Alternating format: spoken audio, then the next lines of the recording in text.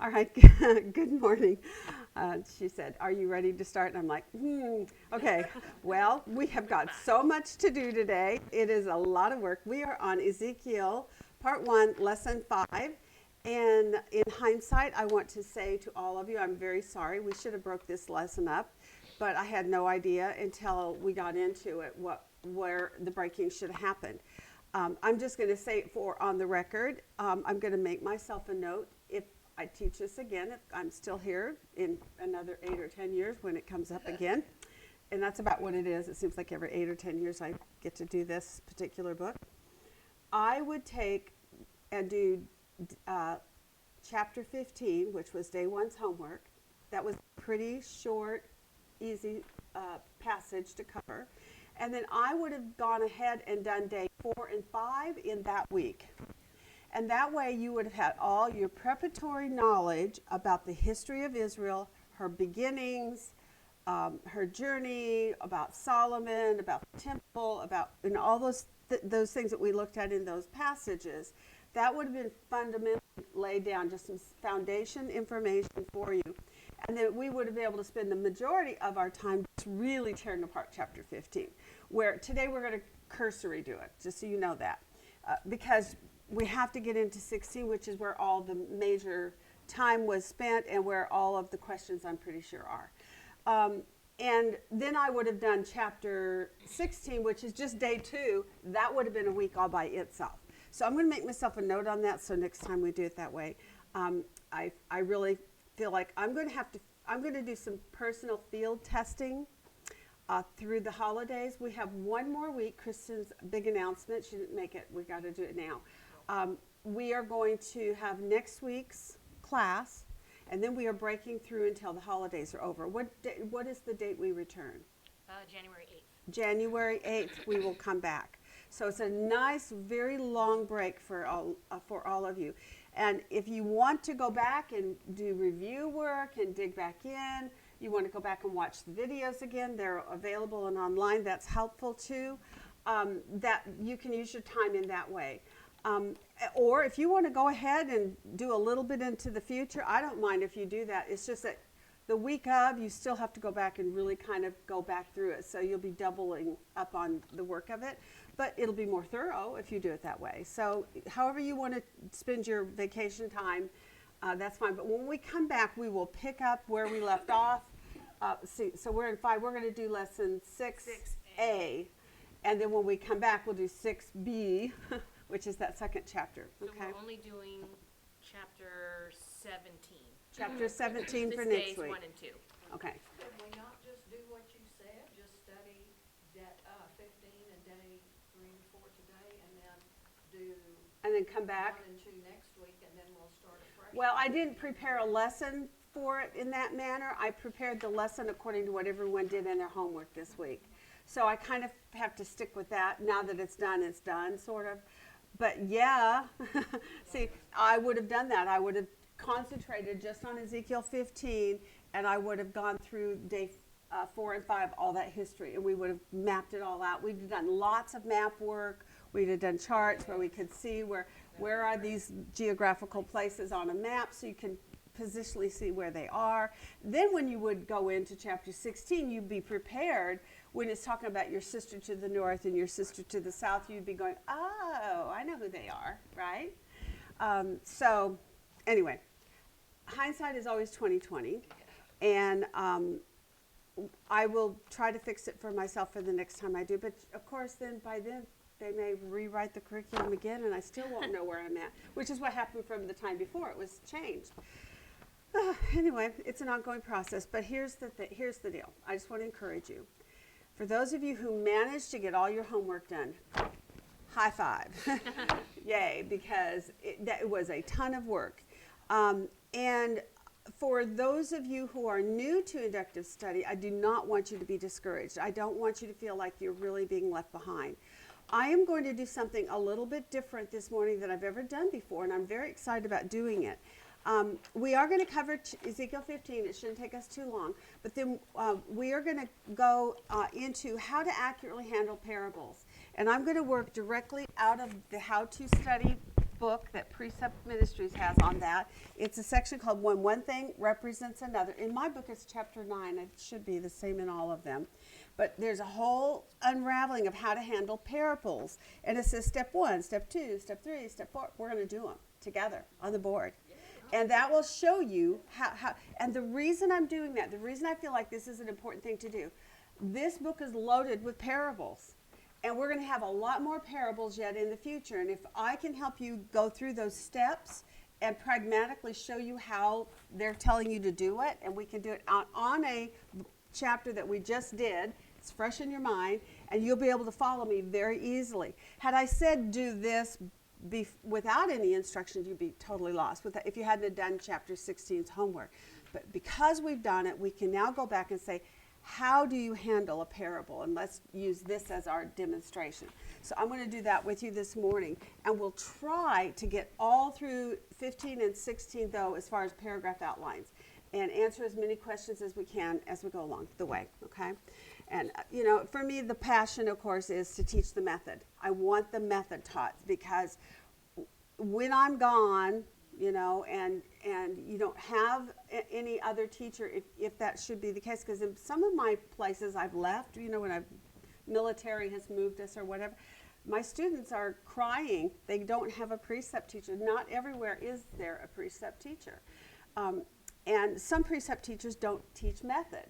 And so it just depends on who you sit under and what kind of instruction you like and how much detail you want. I'm a detailer. And so that's what you got. Apparently some of you guys like that because you're still with me. Okay. All right. So, all right, let's get moving because we are into the hour. So let's start with Ezekiel 15. It is also a parable. Concerning parables, what do you know about how you're supposed to kind of look at a parable? Does anybody know? There you go. It's an earthly story with a heavenly meaning. And so it's imagery, right? And within the story, how much of the details are you to grab hold of? How much of it do you have to really work out? So there's one main point. There you go. One major point. Right. Now, it doesn't mean that there aren't other things that are truthful points, right? Because it's going to be, the parable is going to be true to its nature, to its purpose. But it's really important that you not go into the minutia in parables and say, what does that mean? Because not every that's there really means anything. It's just part of the parable. So that is an important part of this to remember. So we're going to start with our Ezekiel 15 and start there to kind of get the feel of what parables are about and how they go as we move through that one. All right, so tell me what you saw in Ezekiel 15 when you did that homework. What are your key words? Vine. The vine and? Inhabitants of Actually, more important than the vine in this is the what? The wood. The wood. It's the wood of the vine. Now, what is the distinction in that? Does anybody know? the wood is useless in all things. Right. The vine is where the fruit is. Okay. So I'm going to pull out a picture here. Hold on. I should have already done it. I thought I wasn't going to need it this quickly. I don't know what I was thinking. Hold on. It's here. I did a whole research paper on vines. Where are you, my dear? I already pull it out. It's in here because I actually have two of them. One's colored and one is not. So I know it's in here. All right, it's in this stack here. That's 16. Here it is. You already pulled I it did out. have it out. Okay, let me just show you a picture here. This one was a pretty good graphic of the vine. Now, do you see the vine is green? That's basically the stalk of the grapevine. And if you go past a grape field, you will see often once they pruned everything back for the season, all that's left is just this stump with nothing on it. It just looks like dead nothing, right? But then in the spring, what comes out? The wood of the vine, they call it, which to me, I call those the vine in my head, but that's not right. It's the wood.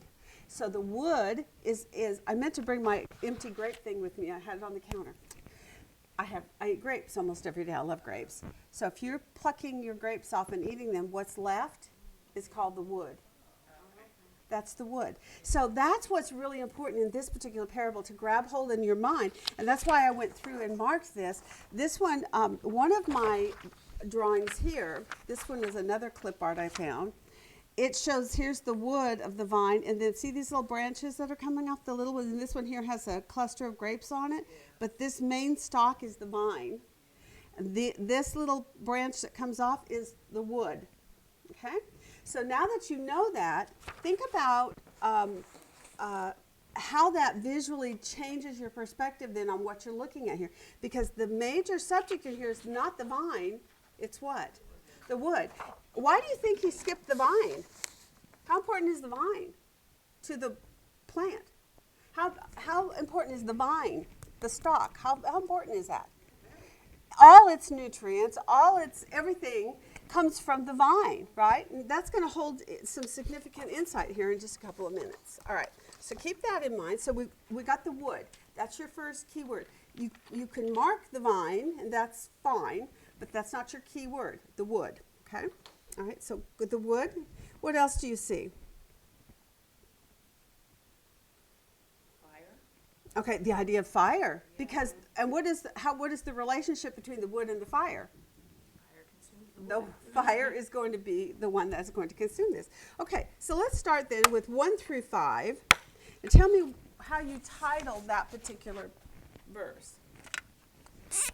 Or paragraph, I should say. 1 to 5. There's only 2 paragraphs. This is going to be the quickest thing we've ever done. How did you title the first paragraph? Wood of the vine is useless. Yeah. Oh, there you go. Wood of the vine is useless. I didn't use that one, but I like that one. That's really good. Okay. All right. The wood of the vine is useless. And because it's useless, what does it say happens to the wood of vine? Yep, it's given to the fire. I want to show you another picture here that I have. I don't know if it's big enough to show you. Can you all see this?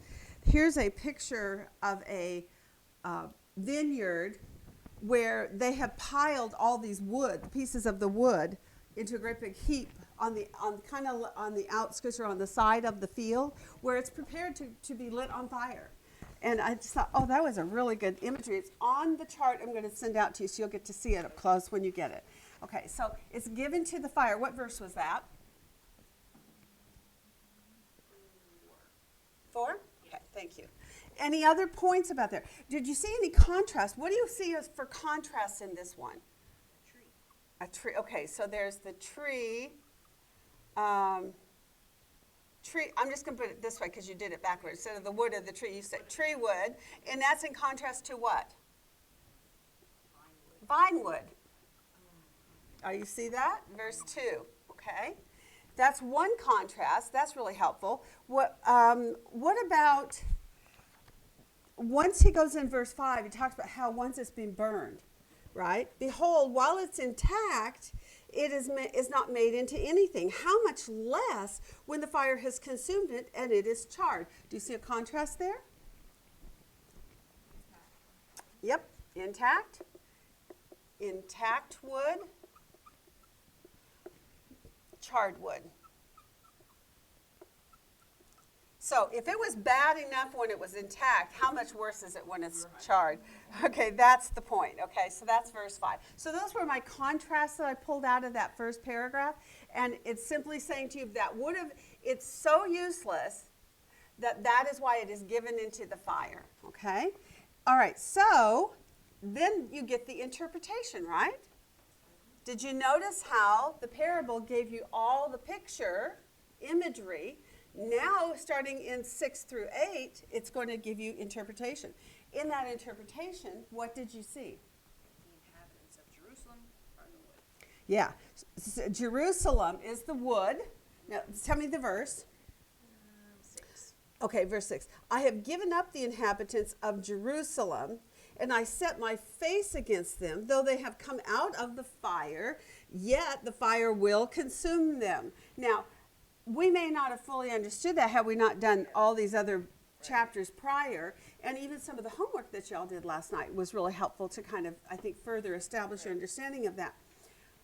And I'm just going to pull something out of what's coming forward in our homework here in that day 4 and 5 that you get to. But what do we know about Jerusalem in this regards? He's saying, it's going to get burned, yet the fire will consume them. Though they have come out of the fire, yet the fire will consume them. Then you will know that I am the Lord when I set my face against them. Thus I will make the land desolate. So what is he saying he's going to do here to Jerusalem? Burn it to the ground. He's burning it to the ground. And what do we know historically about what they're referencing here? What did Jeremiah say was going to happen to Israel? They would go into their captivity. They would, even if they escape in part, and they did, remember, 3 sieges.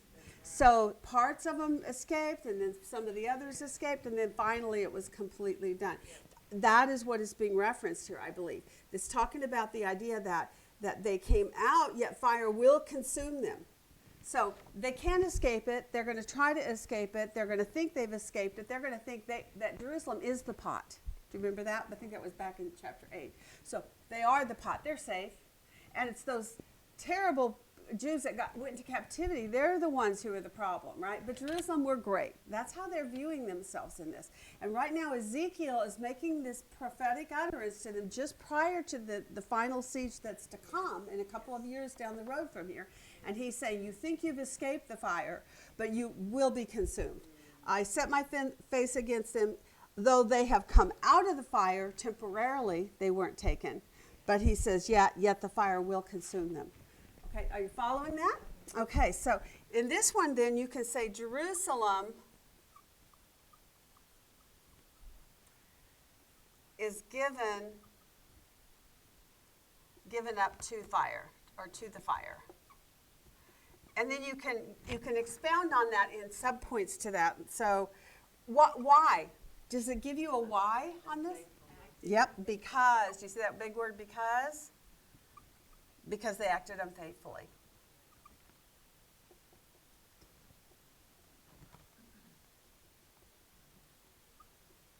In verse 8. Okay. And he says, because they've been acting unfaithfully, then he considers them what? In verse 8.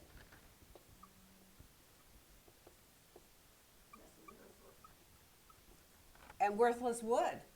Does it say that, or did I pull that in the wrong place? I pulled that out of full air. Not in verse 8. Not in verse 8. Okay. I made the conclusion statement. So, thus I will make the land desolate because they have acted unfaithfully, declares the Lord. Okay, so I guess what I did is because they've acted unfaithfully. Okay, I know what I did. I see. So this is an equal sign. Because they acted unfaithfully, that makes them worthless wood. There you go. Now I fixed it. So I had to research this because I always think wood is useful.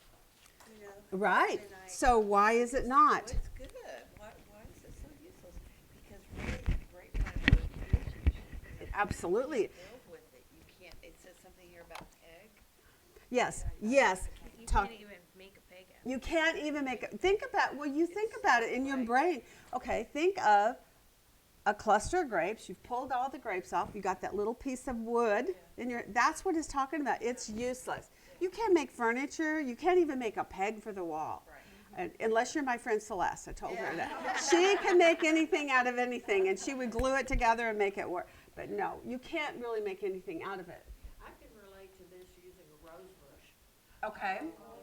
Yeah, because they have the flowers. The flowers are beautiful. The wood on the rose bush is useful. Yeah. Right. Okay. So, and why do you think God used the grapevine for Israel as an analogy? There you go. Remember, this is the cool thing. Even in the days when Christ was on the earth and he did his parable teaching, he always literally looked at the rock and talked about it, looked at the sheep and talked about it, right? Looked at a door and said, I am the door. Looked at the candlestick and said, I am the light of the world. So he literally made a parable imagery of himself to the things that were around him and to the message of the kingdom of heaven. He made it in such a way that it was familiar. He used familiar things, and therefore it actually taught. As Carol said earlier, it's a heavenly story or an earthly story with a heavenly meaning. I always get those backwards. So we'll probably get to this later, but I know word studies are valuable no matter what, but in a parable, are word studies not as important? They can be. They can be. And at what point do you think that word studies might be important? Like, for instance, not so much in this one. This was very short. Yeah. But the idea of the word wood, Yeah. did you do a word study on the word wood? Let's see if I can find mine. I did a few. I did the word wood, I did the word unfaithfully, and I did the word desolate. And the reason for that is not that I don't know what unfaithfulness is, and it doesn't mean that I don't know what desolate is. It doesn't mean that I don't know wood is, right? But when you think about the idea of unfaithfulness and you just say, oh yeah, he was unfaithful. Yeah, but when you slow down and you say it's a transgression, it is a trespass, it's grievous, it's a treacherous act. It's treachery. Think about unfaithfulness in marriage. We're going to get into that with the next parable. It's treachery because it destroys trust. It destroys the covenant vows. It's like treason almost. It doesn't use that word, but I would say that it's similar to in that. Then it went on in my next one. It says it's a violation of a standard and so incurring guilt. Because it's a violation of standard, it incurs guilt. That's what unfaithfulness does. With a focus on not being steadfast and faithful to a person in a committed relationship. So if you're unfaithful in the commitment that you're supposed to be faithful in, then it says that you have violated a standard of expectation and of what is right, and therefore basically you've crushed it. You've crushed and destroyed that relation. That's what unfaithfulness is. So do you think that was But unfaithfulness was in the interpretation. That's not part of the parable. That's God. it's 15:8. Yeah, but that's when God is interpreting. That's what the I'm saying. parable. Yes, exactly. So in the parable, sometimes there are words that we're unfamiliar with. If it's a word that we're not comfortable with or familiar with, for me the word would was not clearly. I really needed this drawing to go back and remind myself, oh yeah, to me the wood should be the stalk, but it's not. That's the vine. Yeah. And so for us who are not grape viners, we don't work with the grapes in the field. If we had a vineyard, we would know. Right. But I needed some correction in my thinking in order to look at this whole story correctly. So that's when you would want to do a word study. So I did my word study on the word wood, and it didn't give me a whole lot, but it does say plant stalk. Well, to me, that's what they call the vine. That's the plant stalk. And it says it's a non-fruit part of a plant. Well, that could apply to both the vine and the wood, what they're calling the wood. But it wasn't until I went and did some clip art work. I have a clip art free online Christian place I go to, and I just kind of look around. I usually put in is my passage, Ezekiel 15. It'll pull up all kinds of images for the clip art that you can copy. That's how I get a lot of my pictures for y'all's charts that I send out. But in there, then I found this one, which gave me some real descriptive, and it actually has some little notes. It says, this stalk, this is Jesus. He's the vine. And he says, this branch, that's us. We're the believer. And then this is the fruit. They equated the fruit to the work of the Holy Spirit. So I say, yes, you need to do some word studies sometimes, but often they're not necessary as much in the parable part, but when you move into translation, did you see that even in 16, that it went from parable and then it started moving in to translation? So there's a segment division for us in that particular one that is good to note. Okay. Would the trees of the forest not be a key word too, because wouldn't that indicate the nation? Well, see, does it? Is that what we're talking about in this parable? No. Okay. But They are it just- does, all along. But what was the comparison of the trees? What was the purpose of the tree being mentioned out in the forest? And it was compared to vine wood. So the only reason the trees in the forest were mentioned was to give you a comparison of good wood versus bad wood. Good wood out in the forest is good wood, but the wood of the vine is worthless, and it's going to be thrown into the fire. And the reason they make that comparison is nobody would cut down a tree and throw away the wood and throw it into the fire and just burn it. Although we do burn wood for fuel, but that's not the point in this particular parable. The point is that the wood of the forest, the tree wood, that can be made into all kinds of things, furniture and so forth, right? But the wood of the grapevine cannot be used for anything. And that picture I showed you of them with the pile of the wood vines on the side of the field, that's what they're doing. They're going through and picking the grapes, and they're pruning off all the wood and piling it there. And what are they going to do? Light it on fire. That's all it's good for. So they get rid of it by burning it up because it's useless. And what God is doing is he's comparing Jerusalem to the wood vine of the grapes. You're useless. That's why I went here. It's worthless wood. What is the key word here? Worthless. And that's what he's saying about Jerusalem. Now, why might he be saying that about Jerusalem, that they're worthless? What was their designed purpose? Light on a hill. To be a light in the world among the nations, on a hill, all those things. And what had they done, according to all that we've looked at? Not been a light on a hill. Very good. You're so, that's deep, I know, deep stuff. right? Yeah. So it's a very short parable. But one of the things I did kind of like about doing that little short one was it showed you how simple a parable can be, and then how complex the next one is. What a contrast, right? Okay, so let's dive in to moving in. Oh, yeah, we should title it.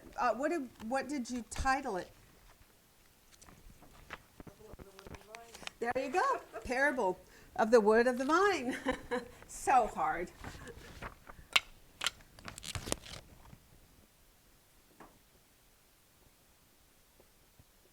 Now, it's important that you get that word parable of in there, because that's going to help you understand when you're flipping through your pages, that's a parable that you just looked at, so that you won't get it confused with anything other than that. It's the parable of the wood of the vine. And if you wanted to give a little bit of interpretation in your title, you could put in there, Jerusalem being like the wood of the vine. Okay, if you wanted to do that in your title. I think I'll do that here.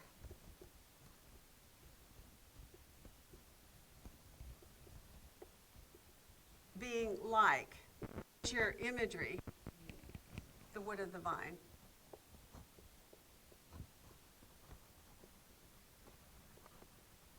Okay, so there's your very long title. It could be just this, the word of the vine, parable of the wood of the vine. But if you add that much in there in the front, that's going to give you a clarification when you come back to it later.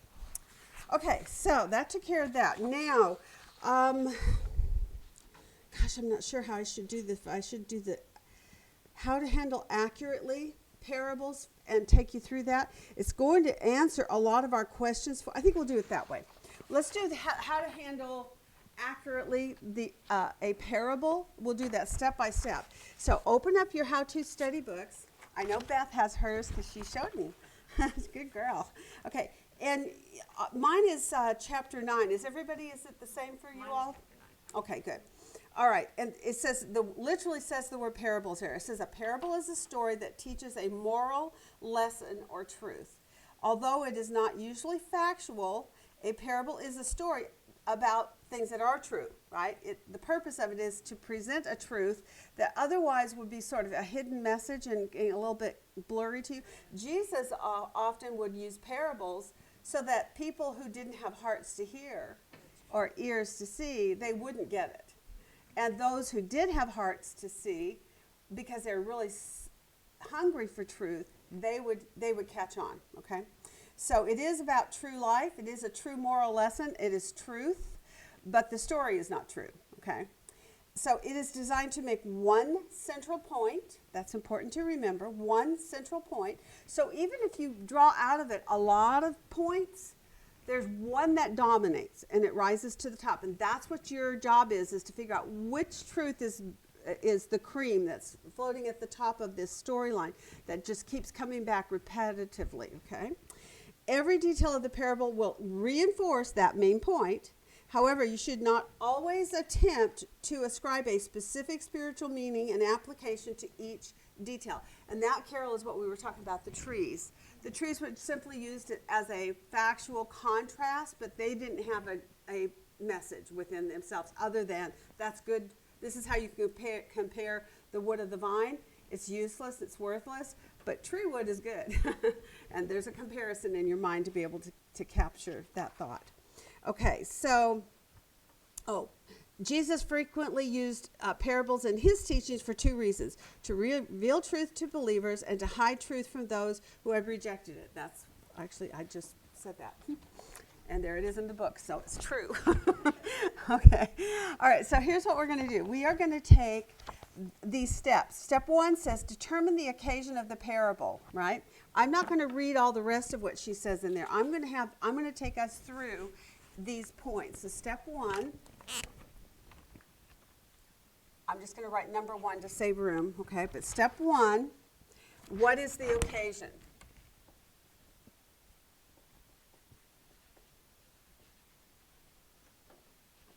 The occasion, meaning what's going on that prompted this to be written. So here's the best way to handle this. You're going to go back and review all of your chapter themes. That's the best way to do that. Since we're in the middle of a book, we've already done 14 chapters prior to this. Now 15, because we just did Ezekiel 15.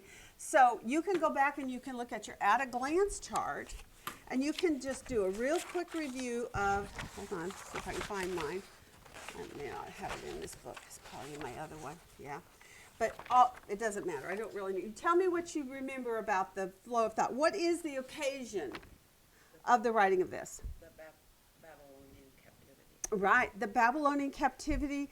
But specifically, what part of the Babylonian captivity are we focused on? On Jerusalem, because the other two captivities had already occurred at the beginning of this book. Ezekiel is the product of that second siege. Right. There were 3 sieges. So that's your occasion. Ezekiel's in his captivity. What had God done with Ezekiel? Who is Ezekiel?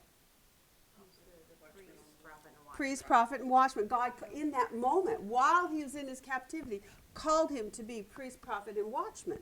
And he assigned him to say, then he began to give him visions and insights, because what was he supposed to do with those visions and insights? Tell them to the people. Yeah, to the people who are with him in the captivity, because God is not done with his judgment. He's in midstream on it. He's got 2/3 of it is handled. He's got another third to do. And he's letting the people in captivity understand he is still in process of judging sin. Why might that be an important point in the idea of the occasion here? Just to show them he's not done yet. Okay, to show them he's not done. But why is that important for them that are already in captivity? They've already been judged. But what are the attitudes and the mindset of the ones that are in captivity? Right. What have we just learned? They think we're going to be okay. Well, the Jerusalem says that, and maybe even they think that. But when they were, do you remember that was it chapter 14, when the elders came Yes. before him? What did God say about their hearts?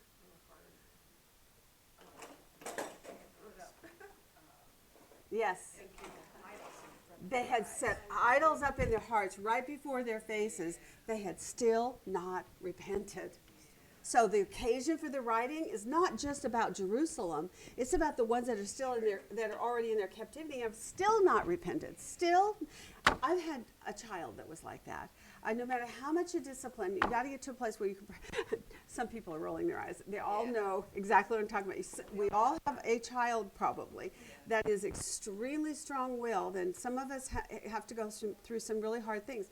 If your child is really little, be sure you discipline them. Don't let your kids just get away with all kinds of things, because not disciplining is going to hurt them in the long run. The adult consequences are far greater than childhood consequences, right? But that's the point. So the occasion is, yes, Jerusalem is yet to be judged. That's where we're at in the timeline.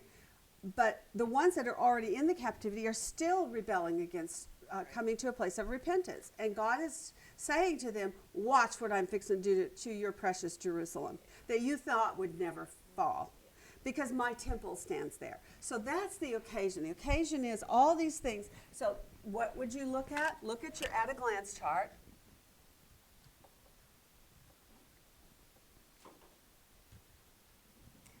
You know, she doesn't tell you how to go about doing all this. What is the occasion? Well, you're going to look at your at-a-glance chart.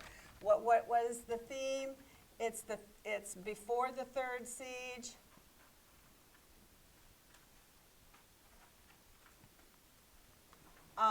And those in captivity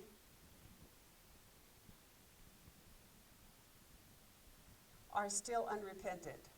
Not all of them, but many of them.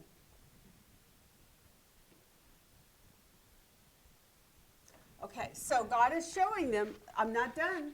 I won't be done until I've done it thoroughly. Now, his intention was always to do all of it. But did you ever ask the question, why would God do it in waves of 3 sieges rather than all in one siege all at once?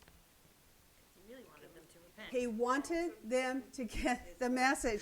He wanted them to repent. They wanted to see what was happening around them and be horrified. That's what God wants all of us to do. As we today are watching our world around us crumble, and all the horrific things that are going on, especially right now with Israel, right? If that does not cause you personally to want to repent, I don't know what would. And that is what God was doing. So that's the occasion. All right. Then number 2 is, well, the other thing is, we could list it. I'm going to skip it. Ezekiel 16, what we see in Ezekiel 16 as that's unfolded, what is the occasion is everything that we looked at first in that first one. But then also just reviewing in your mind what was going on in Ezekiel 16 that you can think of off the top of your head. How is Jerusalem described in Ezekiel 16? First as a baby. Well, first as a baby, but in general, her character. As a harlot, and in other words, an unfaithful, right? So we can put on here, Jerusalem, unfaithful. I guess I'll put that word harlot on there because that is a key word, right? I can't spell harlot. That's probably a good thing, right? Okay, so she's unfaithful to God. She's a harlot. Also, there's another thing that was really important about setting this stage for, hold on, let me look here. I think I'll skip that part. In her harlotry, what had she been doing? What was in the occasion of why God is doing this? What was going on in Israel? This is part of your review of what we've looked at previous. Oh, it's really graphic when he says she's spreading her legs. Yeah, no kidding. All right. Okay, so she's pursuing other nations and gods, false gods, right? So that kind of gives you the background. What's the occasion? Before the third siege, those in captivity are still unrepentant. Jerusalem has been unfaithful, meaning and called a harlot, and she is pursuing other nations and other gods, and she's not supposed to be doing that, right? Okay, so now step 2. Let's look at step 2. What does it say there? Does somebody have it? Look for the explanation of the meaning of the parable. Okay. Look for explanation. Now, there's going to be trigger words that will help you do that. Did you notice how it did do the switcheroo from being a parable into some real specific wording? Okay, a couple of points to actually note underneath this idea of looking for explanation is two things. Number one, do not impose things that are not clear, right? Do not impose things that are not clear. Okay, so if it's not really clear to you, don't consider that as a point. Look for the clear statements.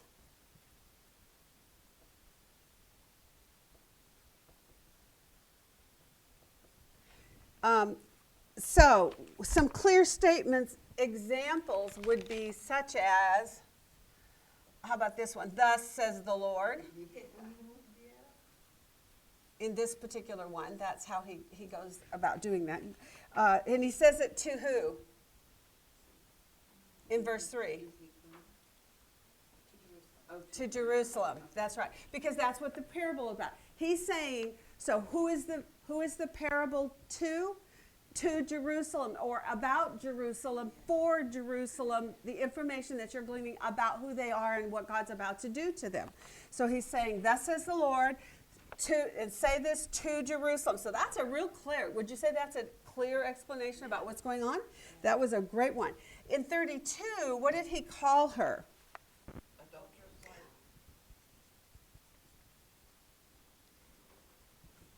And how clear is he that he's speaking to her, to Jerusalem in that? Is that pretty clear? Yeah. He literally nails it to the phone. You adulterous wife who takes strangers instead of her husband. Now, what has God just called himself? The husband to Israel. That is really, I remember when Amanda was here, it's been quite a while back. I don't remember when I was teaching on it, but I made reference to the idea, the comparison of us, the church, being the bride of Christ, which we looked at in many of those cross references, right? But that in the Old Testament, God refers to Israel as his wife. Now, we're a betrothed wife. We will be married, but we're still in betrothal. We're waiting for him to come and for the marriage to actually occur. But with Israel, the marriage had occurred, right? How do we know it had occurred? What had he done? In verse 59, he gives another real clear point. What had they done? Yeah. They despised the oath by breaking the covenant.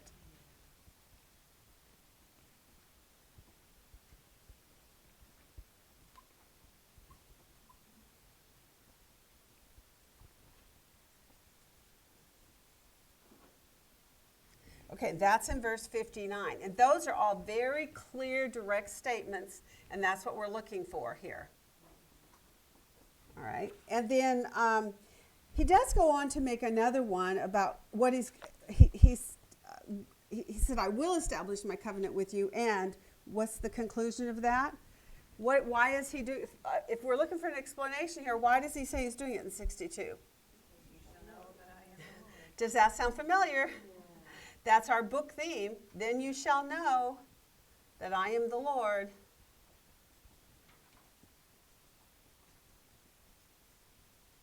Okay, that was in 62, yeah. Okay. So now he says in that verse 62 that he's going to establish his covenant with them.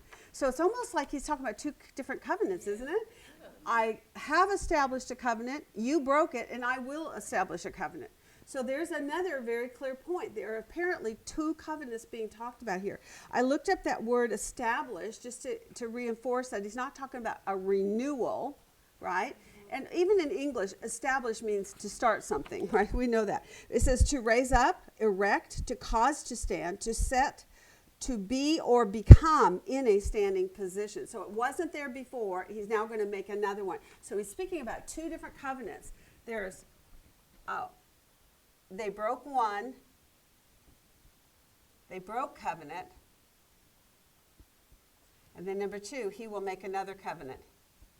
He will establish covenant with them specifically. That's all in 62. Okay? All right, so that kind of gives you looking for the explanation. Okay, the explanation is looked at by looking for the clear statements, not the imagery parts, but those things that you can tell, thus saith the Lord. And when he says something, what follows it is, this is what I want you to know. And he goes on to say, to Jerusalem, so now you know who the people are he's speaking to. He's talking about Jerusalem. He calls her an adulterous wife. He says she has despised her oath by breaking the covenant. Do you guys remember when she made her oath? Israel as a nation made her oath? That's right. Well, no, that was the first covenant. That's Abraham. But when did this nation make a covenant with her? At Mount Sinai with Moses, yeah. And I can see why you went there. Because there was a covenant, and we looked at those.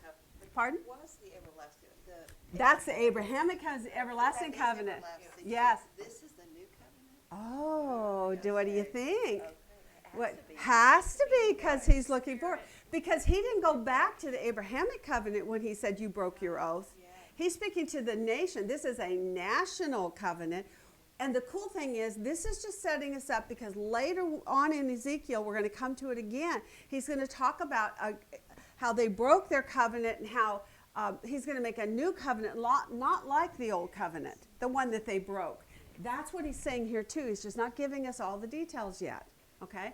But he is saying they broke it. Well, I'm going to put it on here for you just so you see it.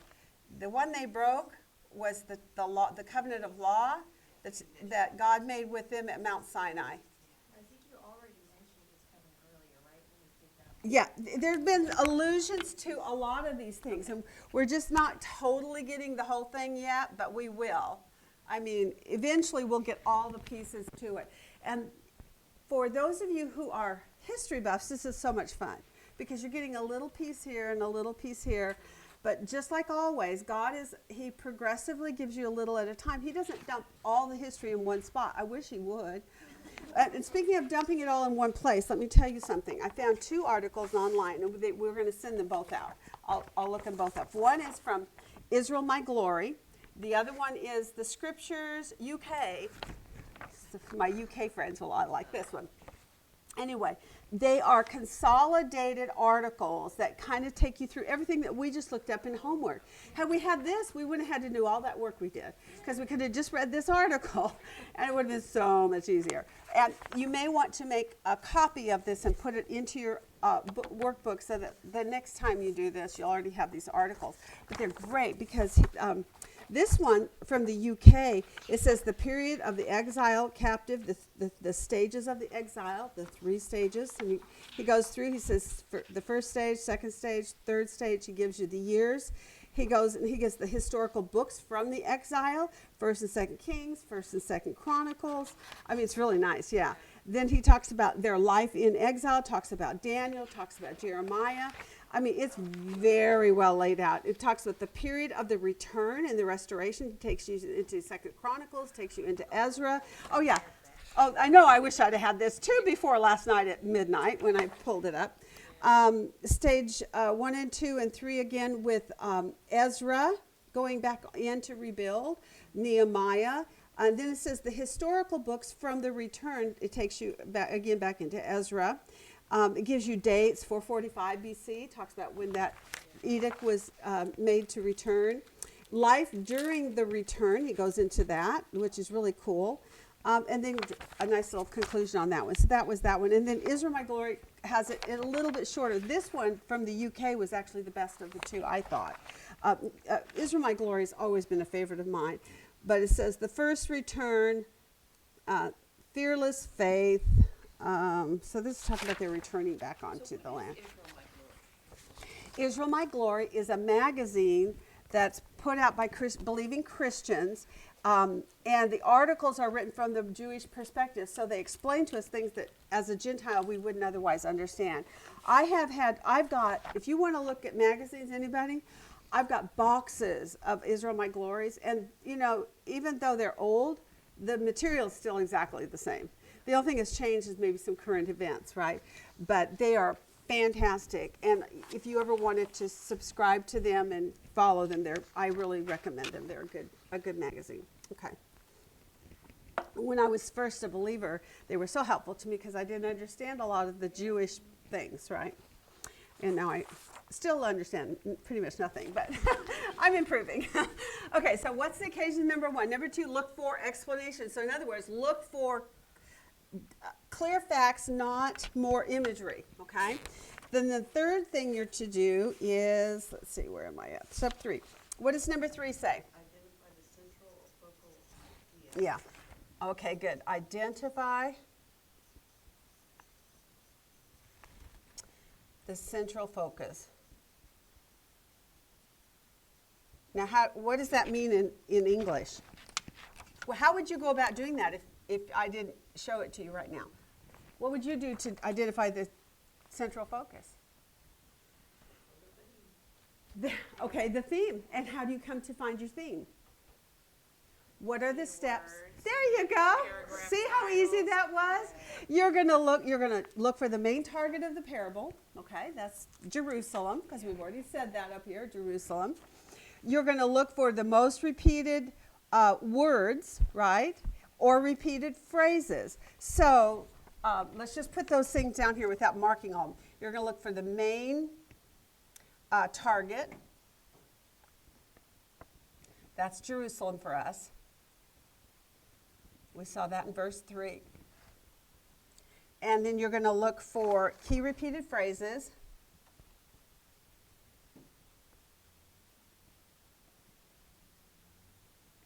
You're going to look for key words. And that's going to give you everything that you need there. Okay, then you're going to, once you figure out what you're looking for, you have to fill it in, which is what I did. So we know that the most repeated imagery here is what?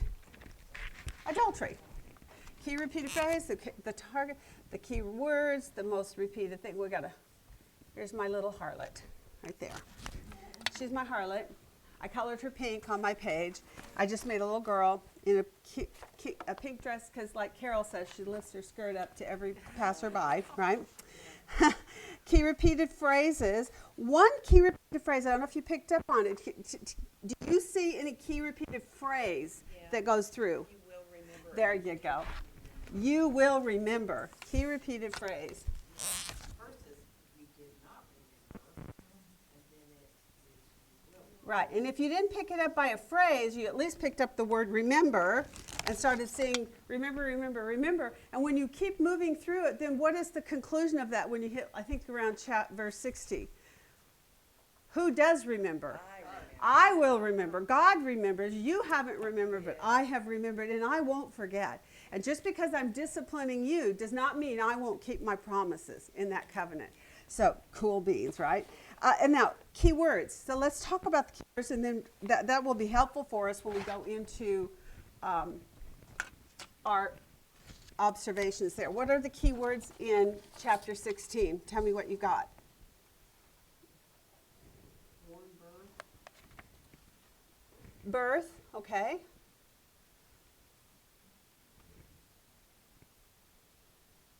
blood, Yeah, blood. Covenant.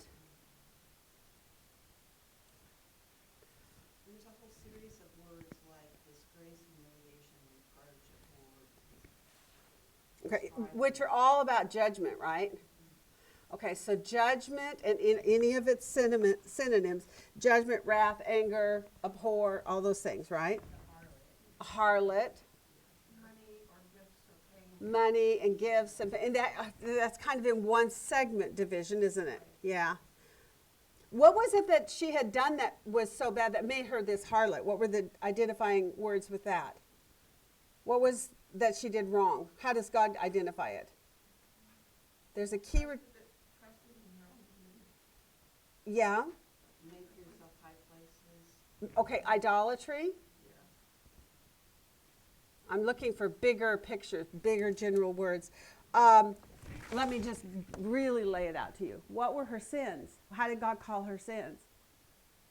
Adultery and harlotry and abominations. That's a huge one. Abominations. Okay, so abominations, wickedness, I think there were some others also, but let's just put, for sure, abominations. And then I'm going to put in parentheses any other sin that causes her to become this harlot. Idolatry was one of them, right? Okay. All right. So that's kind of your key words. That's a few. It's not all of them, but it gets you started. And what I have done is I did not put down things like blood or birth, or I did do birth only because it starts us off in the beginning. It is kind of a key word, but weed out those words that are points along the storyline that kind of are there momentarily and then you pass on. Yeah. Try to find the ones that, it's just like when we do an overview for a book, you're looking for the book key repeated words that go throughout, that are not consolidated into one place, right? For instance, covenant is one that gets brought up later, but once you realize, you begin to start evaluating things, you start to realize it is all about the subject of the covenant, right? So there's that covenant here that will come up and be profoundly significant. But are you kind of seeing the idea here behind this? What you're looking for is not every word that strikes a chord with you or that even makes a point, because all the points are good points. But what you're looking for are the ones that are repeated enough that they are kind of the thread that you can pull all the way through that whole parable and say, this keeps getting repeated, right? And any of its synonyms or anything that's similar to it, okay? All right, so that's number 3. That's the third step. Step 4. Since the parable has one central point of emphasis, you must identify the relevant Yeah. details and the irrelevant details. Identify relevant. And in a way, it's a lot what I just explained about how your key words too. Relevant details.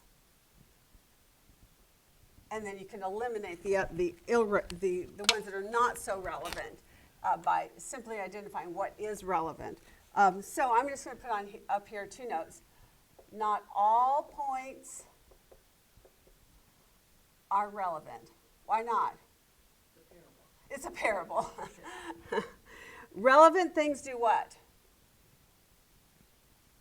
Support the major point. There you go. Support the main theme or message. Okay? So that takes a little bit of processing. You have to kind of think it through and say, how relevant is that point in the bigger picture here? If the storyline is about Jerusalem and it's about her being a harlot, when I drop into the money quality of it, the riches, although we know she was endowed with riches, but is that the point? No, the point is who gave it to her? God gave it to her. And what did she do with what God gave her?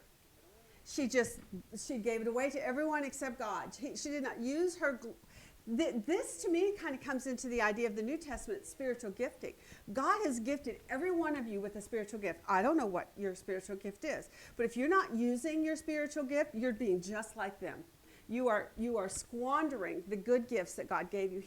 He made you, he raised you up to royalty. Have you ever known you're a child of the King, right? You have been raised up to royalty, just like Jerusalem was raised up to royalty. God has endowed you with beauty, with gifts, with riches, with all the things, whatever they are on your level. Not everyone is filthy rich. I'm certainly not filthy rich. But what riches I do have, I use them for God's glory, not to serve the world.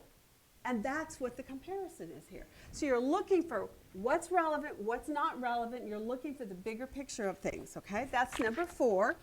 Number 5. What is it? Interpret parables in the context of the culture of Bible times rather than the culture of today.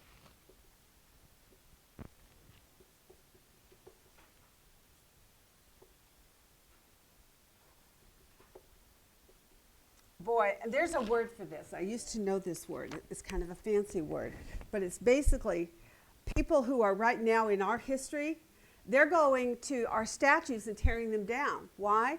Because instead of interpreting those statutes from the perspective of when they happened and why that person was significant, how that person contributed to our nation and to its welfare and benefit, they're coming forward in history to today and saying, I have a negative view about all those things, so I'm going to rip that statue down. That is a really good comparison here. When we approach the Word of God, we have to do the same thing. We cannot approach the Word of God and take our present day views. We have to do the very best that we can, especially when you're in historical books like these in the Old Testament. But even in the New Testament, that's still 2,000 years ago, right? We have to try our very best to get into the understanding of the time in which it was written. So much of the things that are stated about women and head coverings and a woman can and can't speak and all these things, people take them totally out of their context and do not interpret them in the intention of them. So that's what he's saying. She's saying to us here. We need to make sure that we interpret parables in view of its culture at the time of its writing. The time in history of their writing, in the time, I'm going to put a clock on this, of their writing, and not by present views, big not by present views. Context rules for interpretation. Good job, exactly. Okay, that was number 5. Now we have number 6. Parables should never be the primary or only source for establishing doctrine. Very good. Parables are not used to establish doctrines.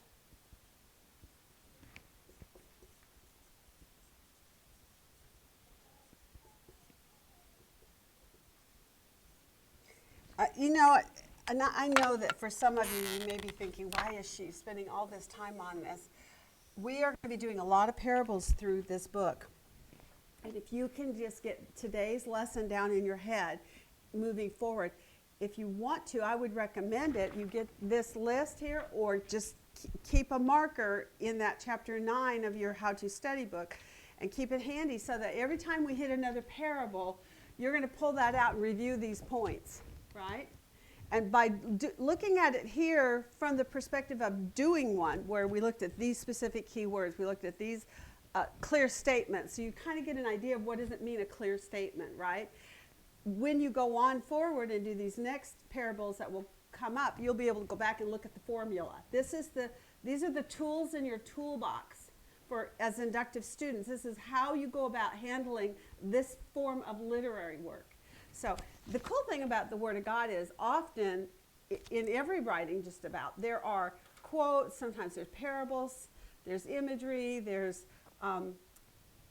contrast comparisons, there's all these literary things that are in them that if you pay attention to them and use the tools that Precept points out to you, look for your key words, look for your contrast and comparisons, look for every like or as, or look for every therefore, terms of conclusion. All these are tools that are helpful to you. Okay, they're not used to establish doctrines. Let's kind of nail this one down a little bit tighter, because this one to me is really important. Parables amplify or affirm your known doctrines. So where do you go to get your doctrines rather than a parable?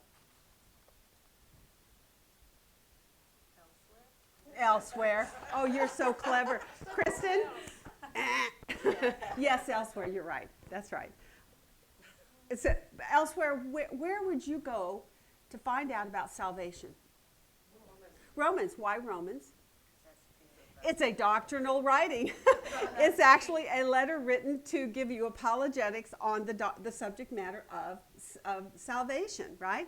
So you're going to go to your known writings that are factual, not imagery, not visions and dreams. You're not going to go to Revelation to get doctrines. What you do is you look at Revelation and then you go back into the Old Testament, look for the historical record where things are stated clearly and say, oh, that's what that red dragon is with all those heads, right? So you're going to use your doctrinal writings, things like, that would be your epistles.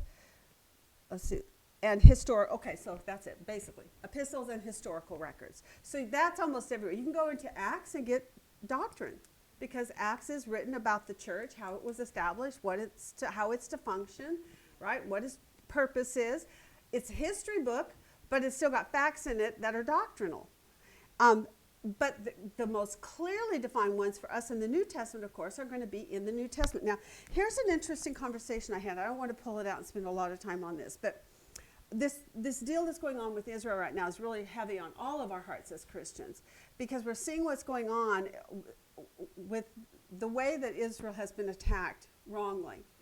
And people are rioting right now, trying to say that Hamas is not part of Gaza, and the people, or the Palestinians rather, and the Palestinians should not be targeted. Well, the problem is they're mixed in amongst them.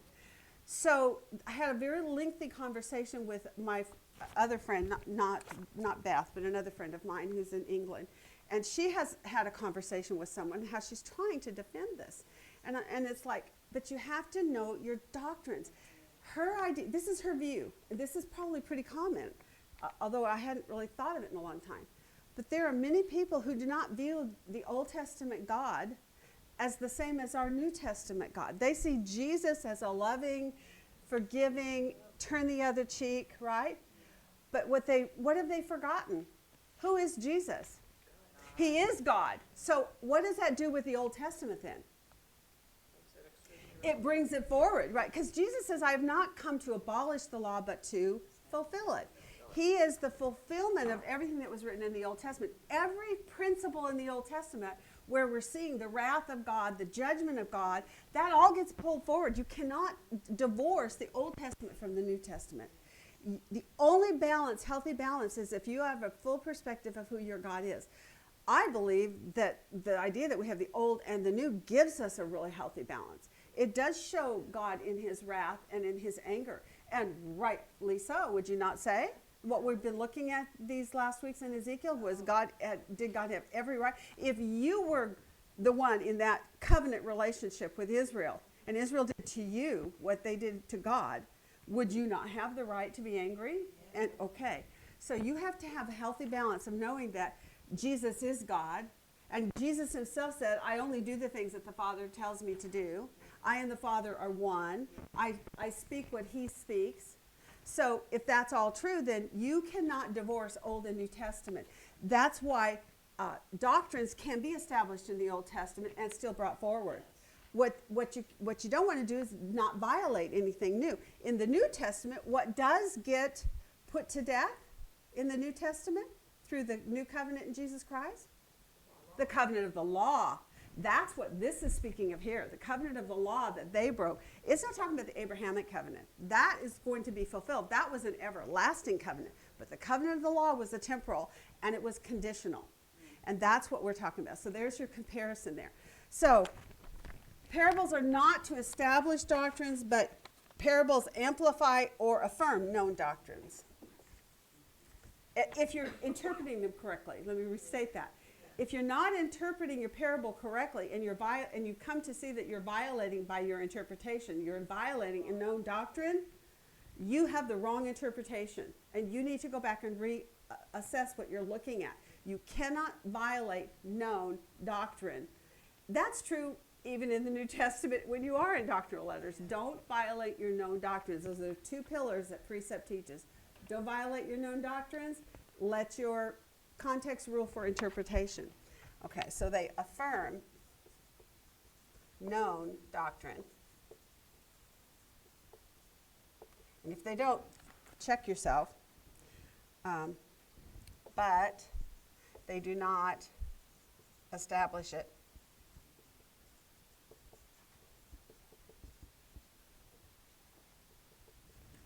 Okay, and then it says on here, use literary forms of factual record. If you want to establish a doctrine, for known doctrine,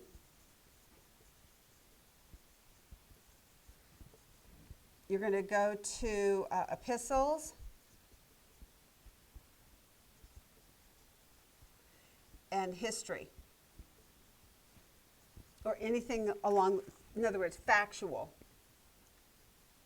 writing. Okay, not literary, not poetry. I think I'll add that on here. Poetry, psalms, visions, like Revelation, right? Anything that's imagery is not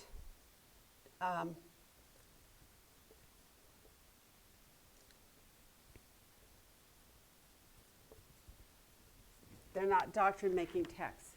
They're there to supplement. They should highlight, right? Okay.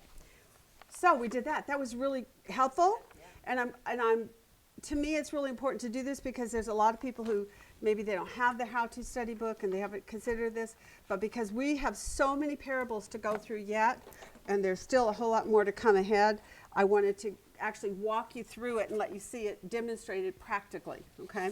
All right, so Typically 40 minutes. okay, we're good. We're good. Okay, so now we're going to go back to Ezekiel and start at the beginning, keeping all this in mind, which a lot of the points that we are going to look at now are going to just be repeated from what I pulled out to show you how to handle accurately a parable, but it'll just be a secondary run through and it'll be helpful, I think. Okay, so are there any questions? How about my gals online? Does any of them have questions about parables that I need to answer? Not that I see. Okay, well, the how-to book gives a whole lot more detail than even what I read, but hopefully demonstrating it was helpful. Okay, let's start with Ezekiel 16 now. Now we're ready to say, whoa, what was this thing all about? Okay, I'm going to make a spot here for the theme. You have to remind me to title it when we're done, right? Ezekiel 16 has got lots of paragraphs. The first 5 verses is paragraph 1. It opens us up, and what does it teach us there? Or what is the emphasis or the point? Okay, it is the origin of Jerusalem. And how is Jerusalem personified? Because right now we're looking in the imagery part of it, right?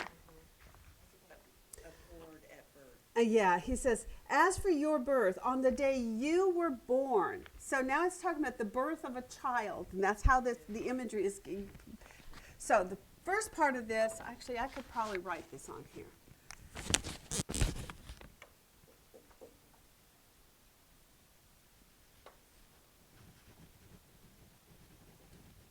Okay, this is the parables imagery right here. So in it, we're going to look at 1 through 5. And that is the birth and origins of a child, right? Birth and origin of a child is where we're starting. What did you learn about her origins?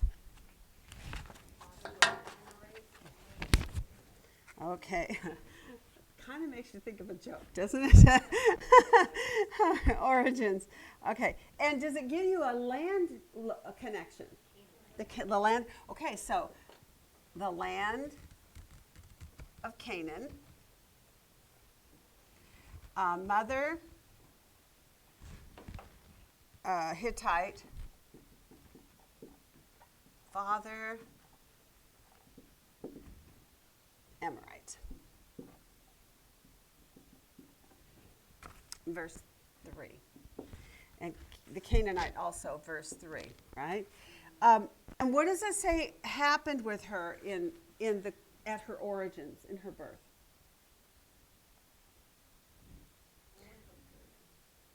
Pardon? No one took pity on her. No compassion. No. What would you, if you've ever worked with CPS, what would you call this kind of a parent? A negligent parent. I'm going to put on here, negligent parents. That's my conclusion to that in my own words. They are negligent parents here. And in verse 5 it says, what happened to this child? She was thrown out and abandoned.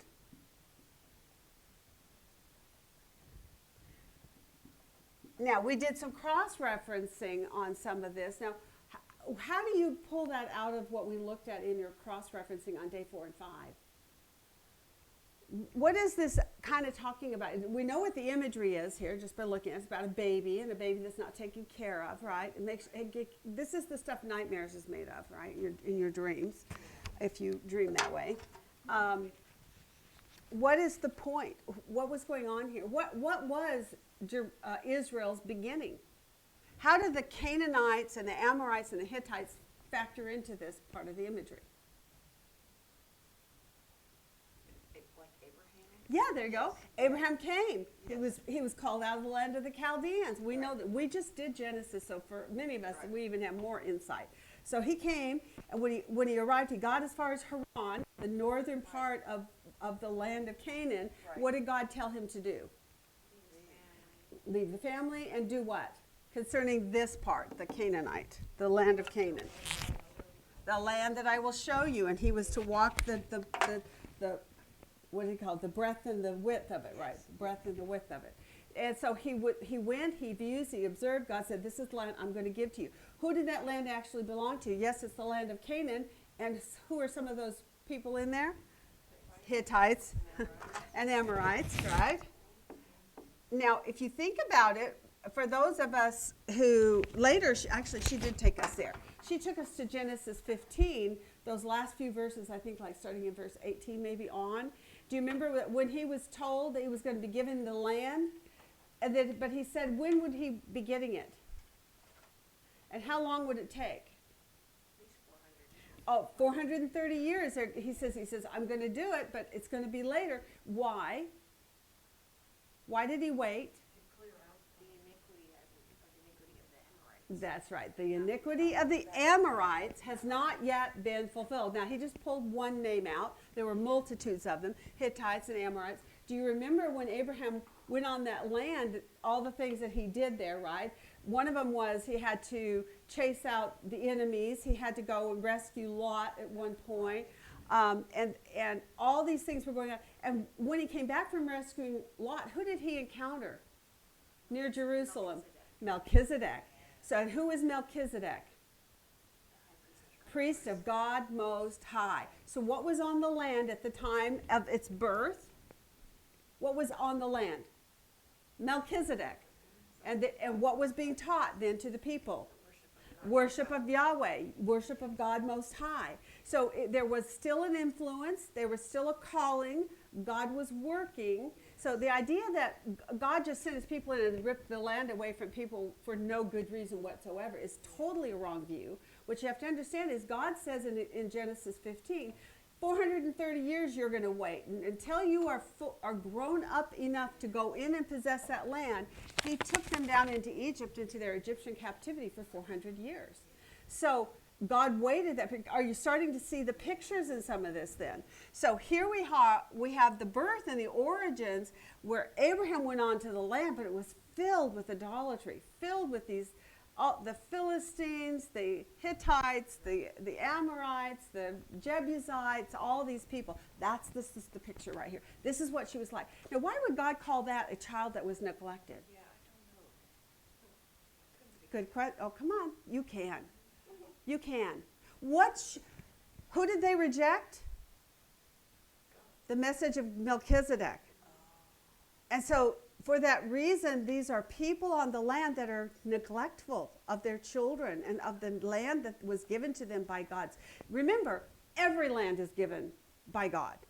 It doesn't matter where you live in the world, God gave that people group that land. And do you think he is going to hold them accountable? We're fixing to move forward in history here. We're going to start seeing how God is going to judge certain nations, utterly wipe them out. They'll never come back. But there are others we see in this parable. He says, but I will restore them. I will return them, right? So God will choose, but he does so how? How does God make that basis of who's negligent to the point of no return? Their hearts. What must their hearts do if God is going to restore them? Think of the end of the time. Think of when we go into the new millennial kingdom. Who gets to go into the new millennial kingdom? The believers, the ones who have bowed their knee. And until you so that's kind of the bigger picture of it. but pull back in history and say it's kind of the same thing going on here. It's in a micro vision here. Macro, God has the bigger picture at the end of the age in mind.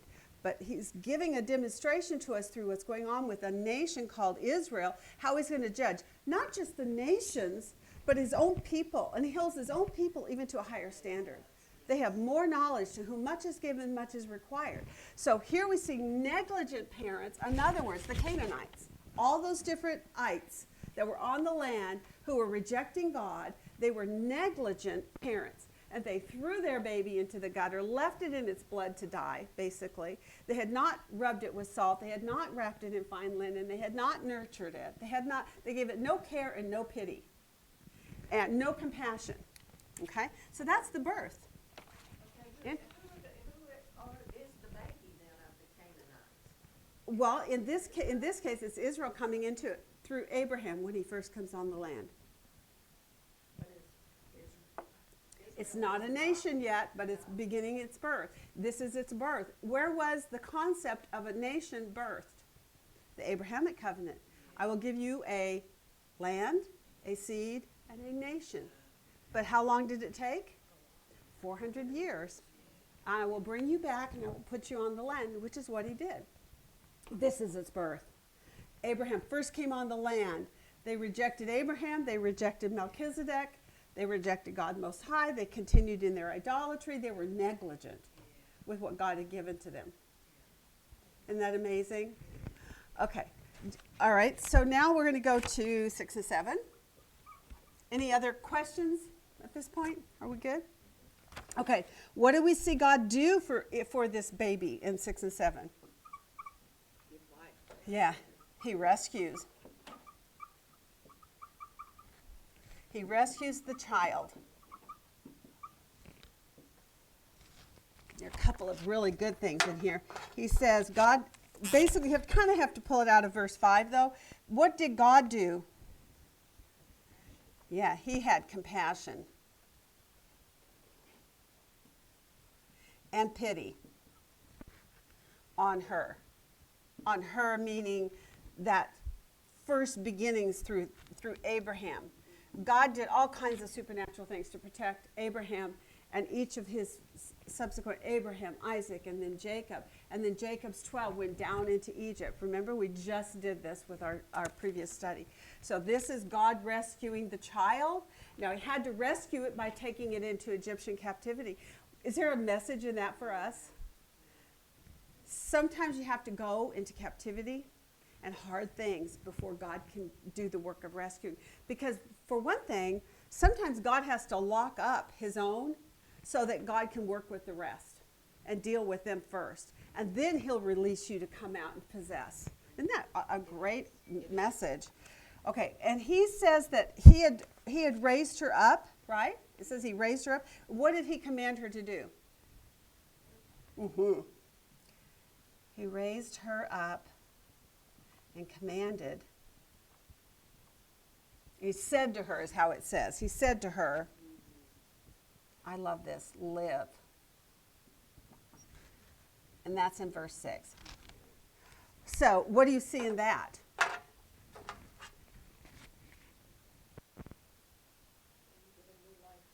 She is given life, although she had been neglected, and although they weren't wanting her, and although Abraham and all his family had to go through a lot of trials and difficulties, but who was protecting her?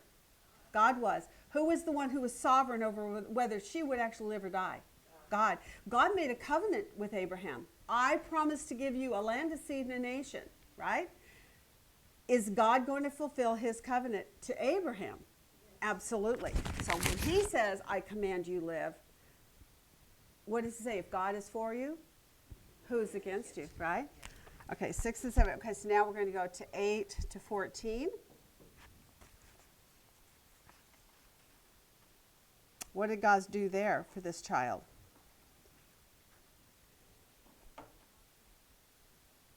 What has happened to the child at this point? She's now grown up, and it gets real graphic.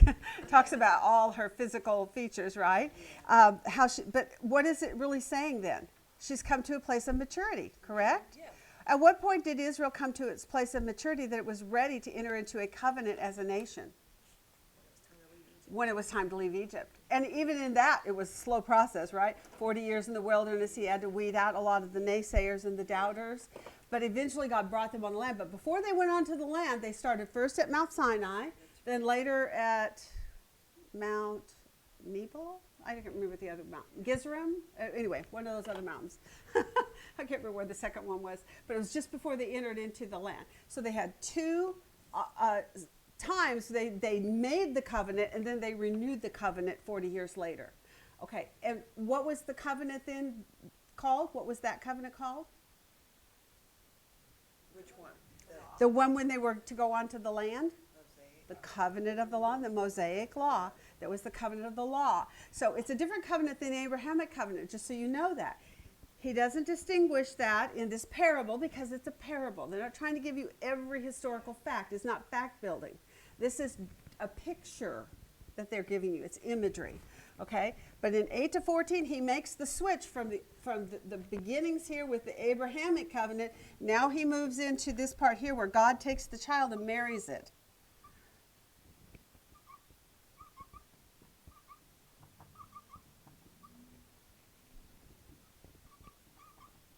How about we say the mature child? Yeah, I just put, God takes the child as wife. But yeah, you're right. She's a woman by now, full-grown woman. You could do that if that makes you feel more comfortable. It is kind of weird to think of him taking a child, right? But in the eyes of God, what are we? We're his children. Yeah, he sees us that way. And in the conclusion of this, as he's taken the child for wife, this was really fun to read, right? What are some of the things that God did for her when he took her for wife? Adorned her with all these ornaments. Oh, anointed with oil in 9, wrapped her in fine linen and covered her with silk in 10, adorned with ornaments, bracelets, necklaces, put a crown on her head, gold, silver, fine linen, right? In the conclusion of it, what did he say about her in verse 13? Exceedingly beautiful and danced. Oh my God, exceedingly beautiful. Think of that. Now, when you take that as a bride, a picture of a bride, but now place that personification, that picture, that imagery on the nation of Israel. Where are we in history when God did all that for her? Where she became wealthy and adored and sought after by the nation. Days of Solomon. We looked at the references about Solomon. I think it was Chronicles, I think. And we looked to see where Solomon, he was raking in the gold here. Now, some of the things that he did to get those was not right. He wasn't supposed to go down to Egypt. He wasn't supposed to go to other lands to get stuff. But Solomon, as we know in the end of Solomon's life, what did we read in our work? He did, in 1 Kings 11, he did evil in the eyes of the Lord. So this was a man who was given the responsibility to be a king over God's people, and he totally blew it. Now, it doesn't mean that God didn't continue, though, to prosper Israel as a nation. Because who's ultimately the king of Israel? God is. He's not going to let some lowly man named Solomon totally wreck it. And when you looked at those cross references, what did you see God do even when he judged Solomon because he wasn't faithful? How many of the tribes did he take away from Solomon? All but 2. 10 tribes. We call those the 10 northern tribes of what we refer to as Israel in most of the readings in the New, Old Testament. Why did it says God told him he was going to give him one, but he gave him 2. He gave him 2 because the 2 are kind of, we see this a lot. Remember Benjamin and Joseph's and the 2 kids, and they're kind of all blended together. But God gave him basically 2 are better than 1. I think there's a principle in that too, that God always gives a support system. Even the disciples, when he sent them out, how did he send them out? 2 by 2. I think there's a principle there that he's kind of adhering to that maybe we could dig into more if we studied it out. But it was Judah and Benjamin, and they were brothers, right? So that he left the brothers together, and they were also positionally on the map close to one another, and they almost blended and became Judea on the whole, referred to as Judea. But the other 10 were sent into the northern. What happened to those ones up north? They went into idolatry, Baal worship. Because why? What did they not have that Judah had? They didn't have Jerusalem in the temple. So when they went across, they drew a line in the sand. They were so angry with Solomon and him not wanting to be reasonable about the taxes and how much would be brought in, that was it Jeroboam that became the king? I can't remember something like that. The other king, he became king of the north, of the northern king. Right, so the king of the north, I think it was Jeroboam. He was given 10 of those, but then they started setting up all these calf worships, and they did the Baals and so forth. And remember when we studied kings and prophets? It's been years ago now. But how many of the kings of the north were good? Zero. A great big fat zero. In the kings of the south, which was Judah, some were good, but a lot of them were evil.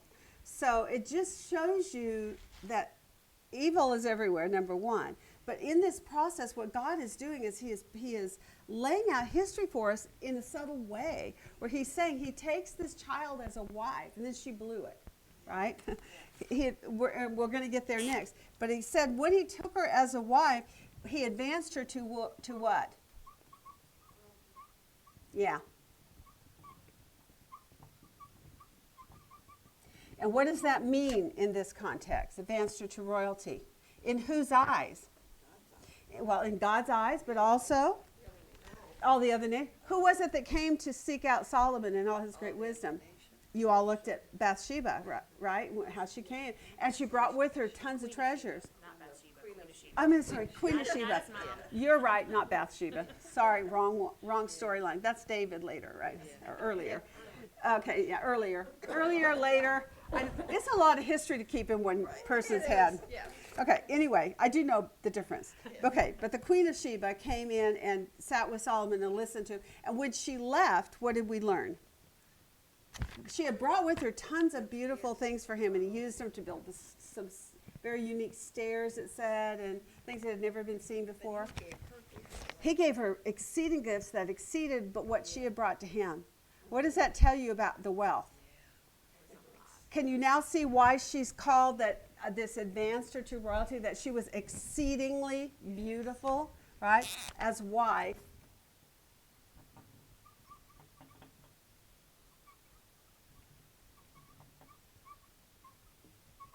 You don't have to have that in your title, but that's a good point to keep in mind, that she was exceedingly beautiful.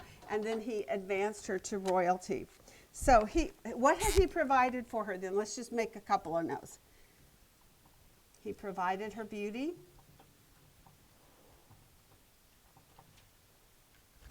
In verse 13, what else did he do? Wine, flour, honey, and oil. Oh, yeah. So what would you, let's kind of sum that up to, okay. Choice foods. Oh, there we go. Fame. That was the big one. Made her fame go forth. And that was, in a way, her downfall.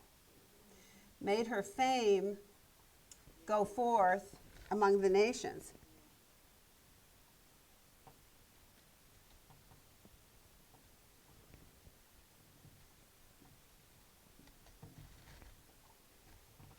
And by the way, her fame, why did she have this beauty?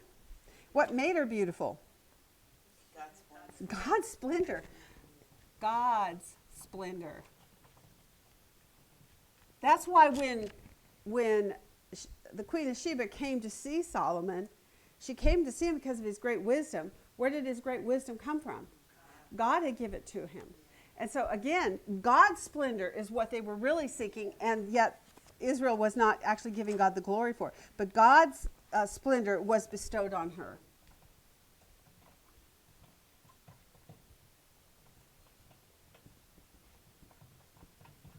Okay. That choice foods, what verse was that? 13. Also, and there's many other things. We could do a dot, because there was a lot of other things. Okay, let's do 15. If there's not any other questions in that, we kind of get that picture, right? 15 to 22. This is where things go south, right? We see another. So up here what we have, I kind of put a line there because there's two two time frames in history going on. Origin, God rescuing the child, having compassion on her. Now God takes her as his wife as she's grown to adulthood, and he's made her exceedingly beautiful and advanced her to royalty so that the whole world seeks after her. But then because of that, what did she do with all that? In 15 to 22. Yes, she trusted in her own beauty. And what did she do with all the things that God had given to her in 15 to 22? You trusted in your beauty and played the harlot because of your fame, right? Then he says you took the things I gave you, and what did she do with them? She played the harlot with. She gave them over to it says to high places, to the images. How many of those key repeated words do you have on there? High places, images, idols. Then later it refers to it as abominations when it qualifies it with an identity of marker there. But he says you took your beautiful jewels made of my gold. Did you notice that? I circled some of these my's. My gold, my silver, my oil, my incense, my bread, my children. That was the worst of the worst. It's like, unbelievable. So 1522, then you want to say, I'm going to put on here, with gifts I gave you, or he gave, that he gave her, she played the harlot. Because that's pretty much what the whole thing is about, right? On the whole. I mean, there's other things going on in there, but the main thing is all these gifts God gave her, and she used them to not serve God, but to do others. And so that you could make a list. My gold, my silver, my oil, my incense, my bread, my children. I'm going to drop down and just make one point on here about my children, because to me that kind of took it to its apex, right? The point of it. And what did she do when she took his children? What did she do with them? Yeah. Okay, so you slaughtered them to idols in 36. And then in 21, how they did that, he says, what did he do? You caused them to do what? And does anybody want to explain what all that means? Well, historically, they did offer their children. Yeah, Molech was just one of them. And there's another one. Who was the other one? Who was the other major bad guy? That's right. So Baal worship and Molech worship both had sacrifices of their children. What was the point? Yeah, why were they doing that? Those gods demanded it. Yeah. And what was the gods demanded it, but there had to be something in it for them. What did they think they were getting out of this, giving up a child in sacrifice like that? What were they hoping Molech would do for them? What were they hoping Baal was going to do for them if they gave their the fruit of their womb? Prosper them. Yes, right, prosper. It was all prosperity. Oh, boy. Okay, I know I have a couple of you in who are very big into the abortion clinic stuff. Do you see a parallel here? Why do we have so many people committing abortions on the whole? What is one of the major reasons? Because they're better financially. Financially, they can't afford to have the baby, maybe, right? Or it's going to interfere with their plans in life. They've got a track they're on, and they don't want to deviate from that. And a baby will be so can you see a parallel here? When these people, we look at this ancient history and think, oh, that's just horrible. Now, it was horrible. I did a whole paper on it where research, but they had statues that would be built of Molech in particular, and he was hollowed out, and he would be lit, fire would be lit inside there, and he had arms that were extended, and they would lay these babies on the arms of Molech, and they would be burned to death on this, scorched to death, literally. And the music would play so loud so they didn't hear the screamings of the babies. This is Molech. So I think of that when you think of abortion. When you take a child, we don't hear the silent screams of those babies in the wombs when they're being cut to pieces and drawn out of the mother's womb. But that is, in fact, exactly what we are doing. So if we think we're any better as a nation, don't you think so? Because we are just like what Israel did. We are just as guilty. Oh, we may be more guilty. We do tens of thousands of these every year. National judgment on us. That's exactly right. So do we deserve national judgment? And by the way, just like Israel was set apart by God to be a light on the hill, what is America founded on? The principle that we would be a light on the hill. Even when Columbus came looking for the new land, in his journals it said that his point was to bring the gospel to indigenous people of those lands. He wanted to spread the word of God, and that's what this nation was founded on. What are we doing? We're not doing that. We're hiding away from public speaking. We're saying people, well, and rightly so. I mean, lives are in danger right now. If you're a Christian, if you have conservative views, you could be in danger. But God's only going to hold you accountable for you, not for what other people are doing. So we each individually must have our voice. Mine becomes a little bit louder because somebody I know keeps videoing me and putting me online. But we all have a voice, and we all must make our stands, and we all must go toe-to-toe sometimes in conversations. My friend that I was telling you about earlier that had this conversation, she was trying to convey this to her friend, that we have to defend Israel, and we have to protect them to stand firm as a nation. They were not the ones out who committed these heinous crimes. They are simply protecting their nation from these evil people. They are being, this Palestinians that are there, we have great sympathy for them, but they're being used as shields. And many of them are complacent in it. They are okay with it. So we have to remember that as well. But in any event, what I'm saying is the same stuff's going on today. All we have to do is think of it for 5 seconds, and we can bring all of these horrific pictures in this imagery, this parable, things that Israel did.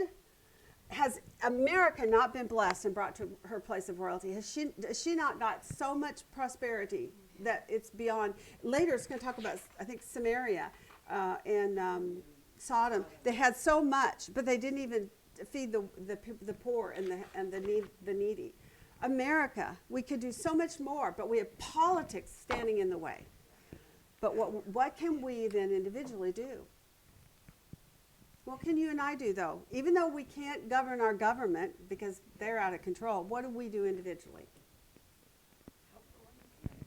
Help the ones that God puts in your path. Right. You reach out to your neighbor, yes, in your local community. You find ways to serve God that you can reach out and help. That's all we can do. We each have our own part. And you're only one person, so you do have to kind of pick your places of assignment that God gives to you in your heart. You know, and pour your all into it, whatever it is. Give it your all. Because God says, one day I will judge you by what I gave to you, yes, the gifts I gave to you, the money, the resources, your brains, whatever you've got, your personality even. And he equips every one of us for something different. Each of us have a distinct thing to do in this life.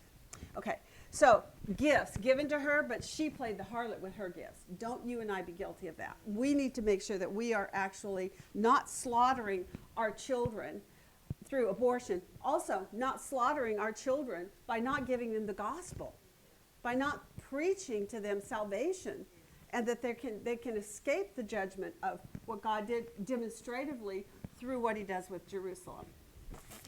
Okay, I didn't mean to preach. I'm not a preacher.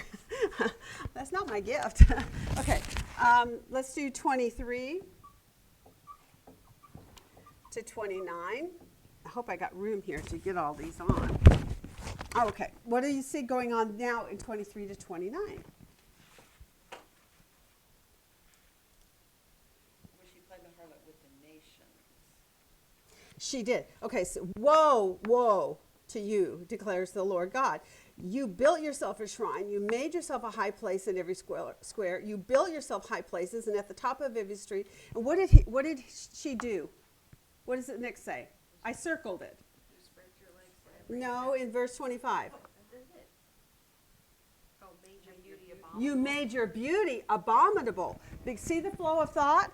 I made her beautiful, exceedingly beautiful. She played the harlot with all those things I gave her that made her beautiful. And up here, now he focuses in, he goes a little deeper, and he says, you made your beauty abominable. That's like, you know, you took the gifts I gave you and you threw them in the mud and stomped on them.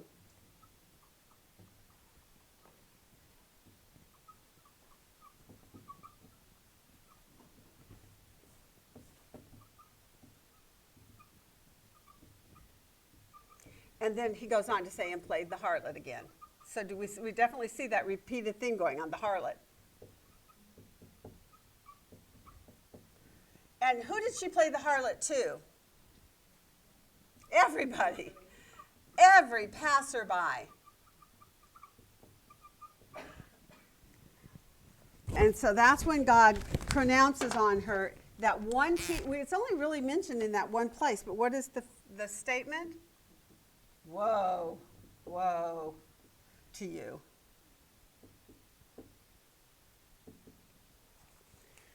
You built shrines, you built these high places. He says, whoa, whoa. Now, I looked up the word woe. Did anybody else look that one up? It's like doom or something. Okay, it's number 188. It means cry of grief.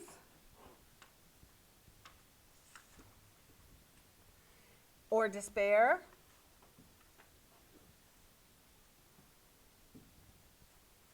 Sorrow. Intense distress in that state of sorrow.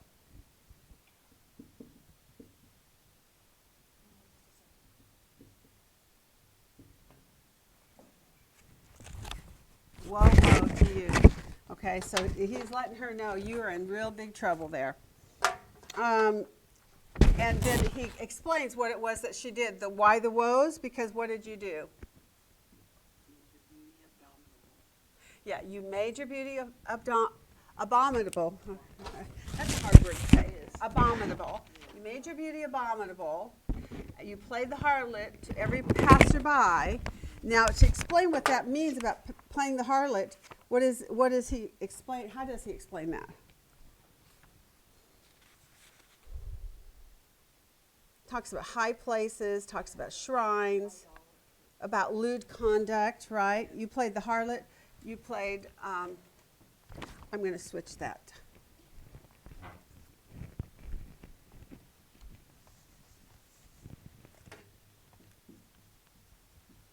Lewd conduct, shrines. Anything else you want to say on that?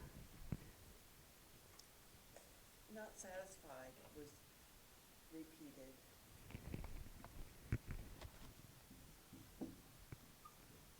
She played the harlot. Yeah. She was not satisfied. Wow, there's a preaching sermon. Yeah. I had an interesting conversation with someone in my family. I won't say who it was because I don't want to put him on the spot.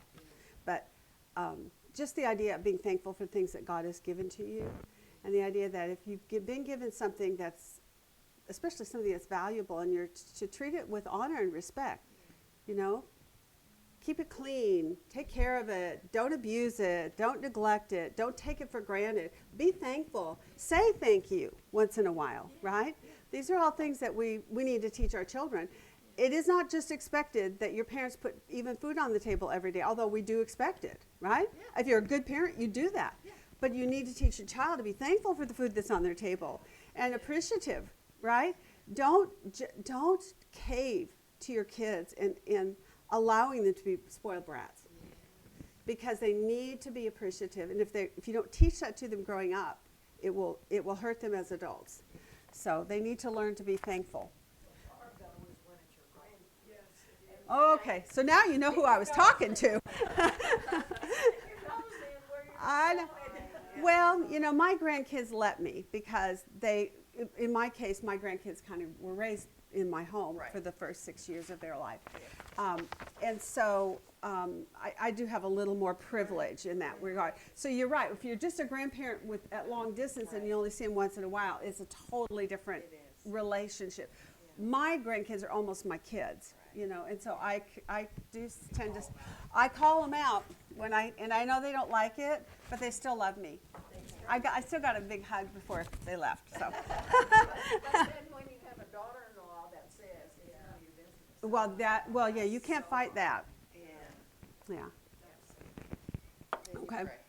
Then you pray. Okay, now, I like this next transition here because we have a nice big word, nevertheless.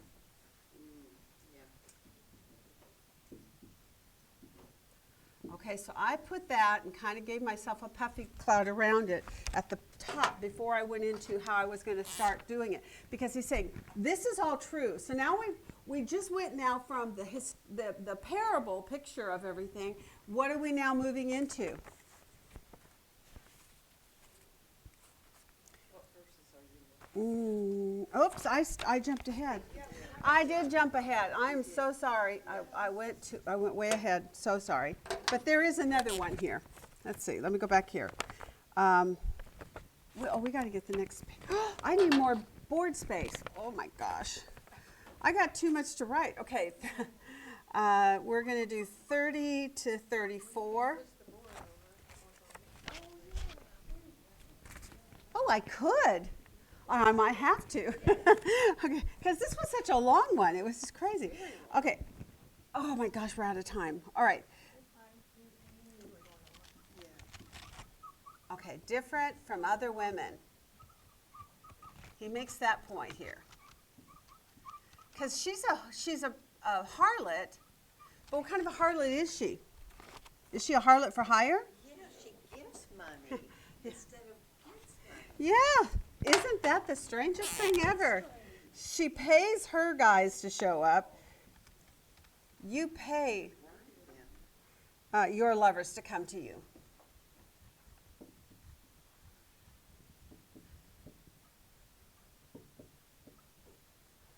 What a twist on things, right? What verse was that? Paying. That is 33. Thank you. Okay, you pay your lovers. He calls her at this point what? Adulterous wife. And that's in 32.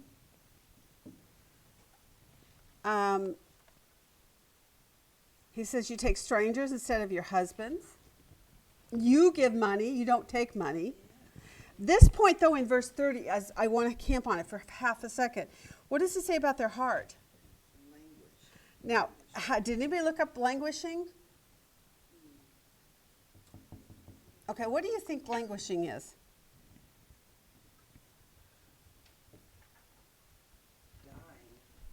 Okay. Oh, well, that's actually not bad. Dying. Your heart is a dying heart in that, well, let me just give you the definition.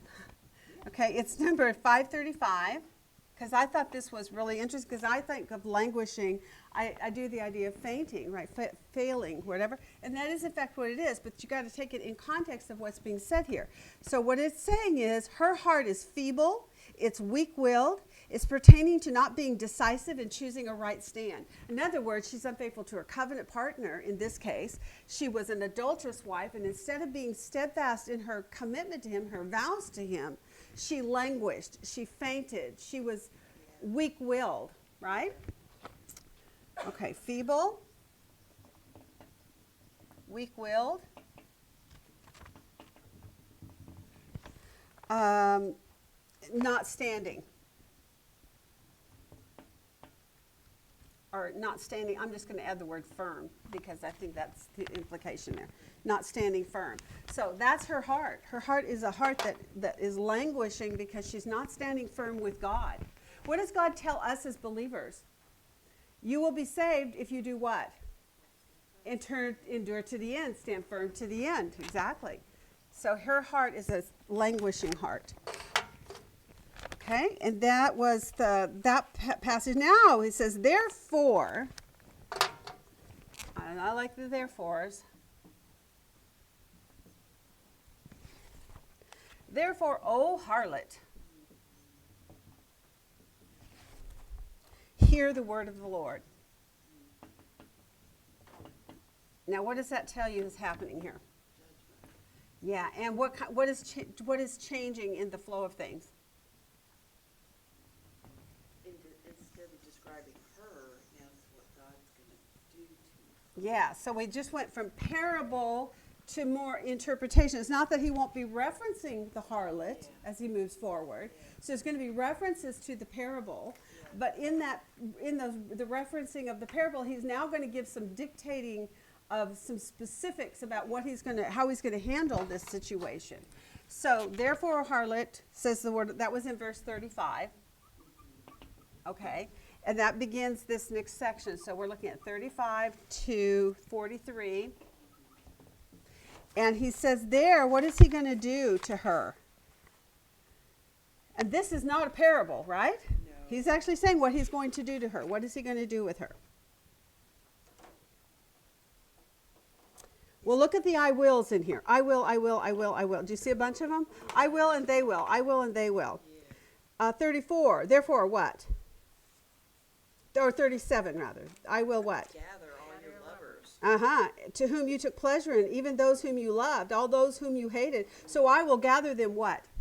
Against you. Whoa. Okay. You like them so much, I'm going to bring them to you and let you see how you like them now. I will gather your lovers against you.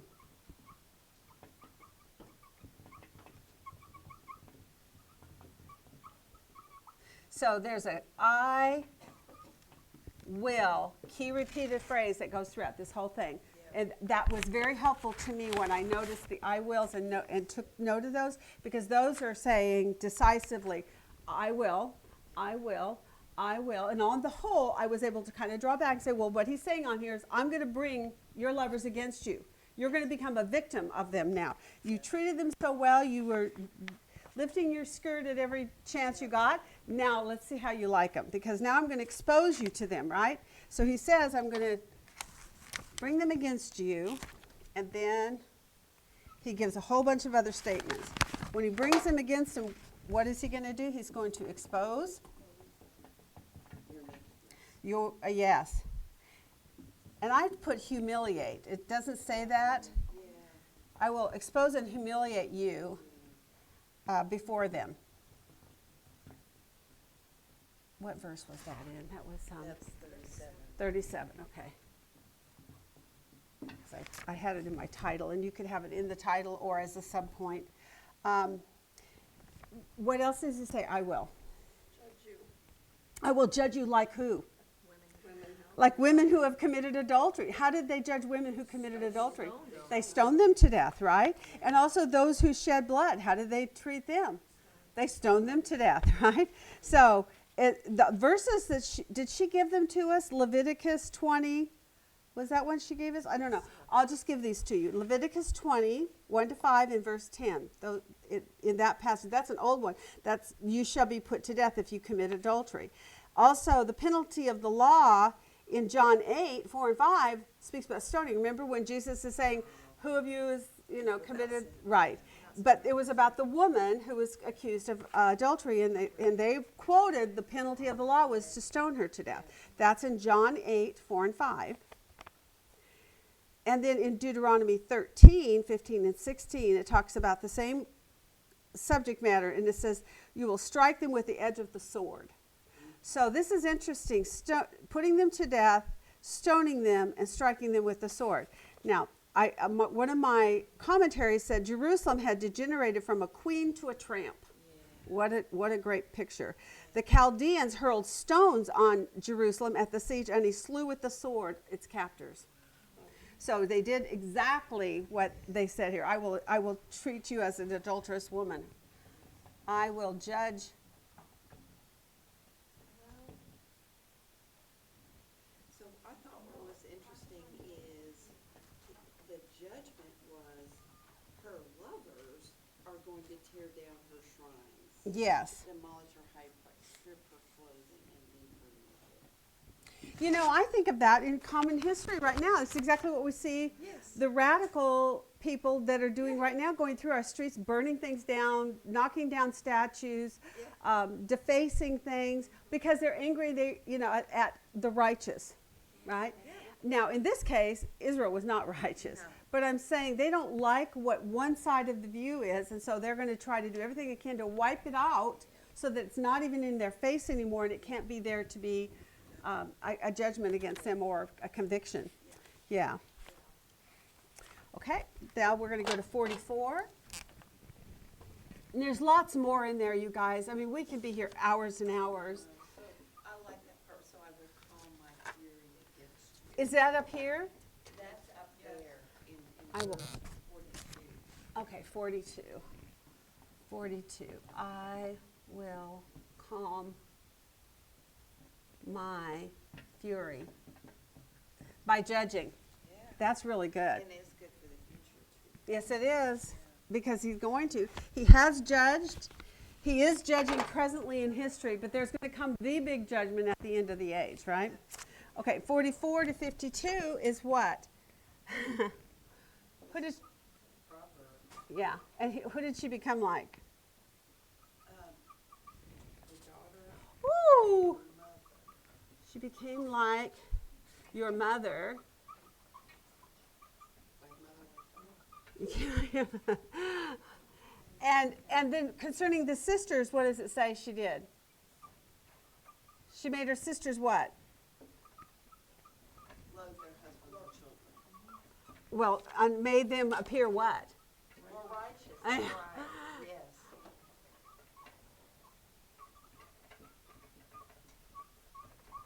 Okay. Ha ha ha.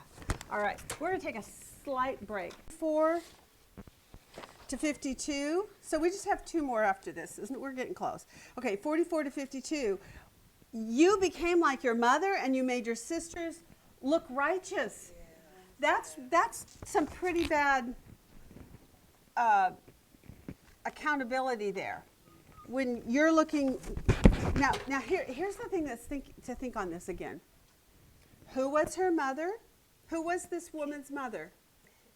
The Hittites, the Amorites, the Jebusites, all those ites, right? The land of Canaan. Yeah. And who is her sisters? Well, we're going to get into it later in a minute, but right, places like Samaria. What was the big one that was really mentioned? Sodom. Think of Sodom. And so in this particular scenario, she's saying you are worse than both your beginnings. All those Canaanite nations that were heathen and would not turn, and I spent 430 years trying to turn them, and they would not, and now you're worse than them. And on top of that, you even make your sisters look good. This is, I think that's probably a parenting tool occasionally. You're just as bad as, no, don't do that. You're as bad as your sister. Okay, all right, tell me, so this is a proverb, and were you surprised to see this proverb come in here? Did you ever wonder where this proverb came from? What is the proverb? Like mother, like daughter. Like mother, like daughter.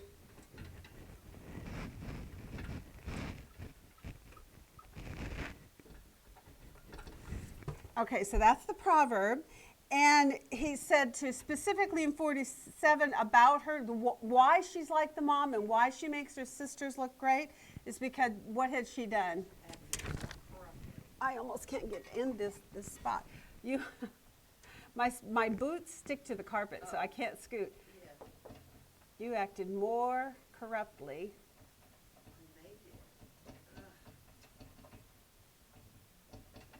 than they did. I want you guys to know this is great exercise, getting up and down. The squats, exactly. Okay, now we're going to need to turn this board over to get the last two paragraphs in here.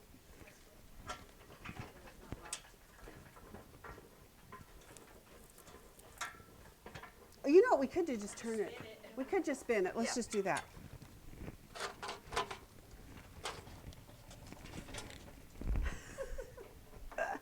This is.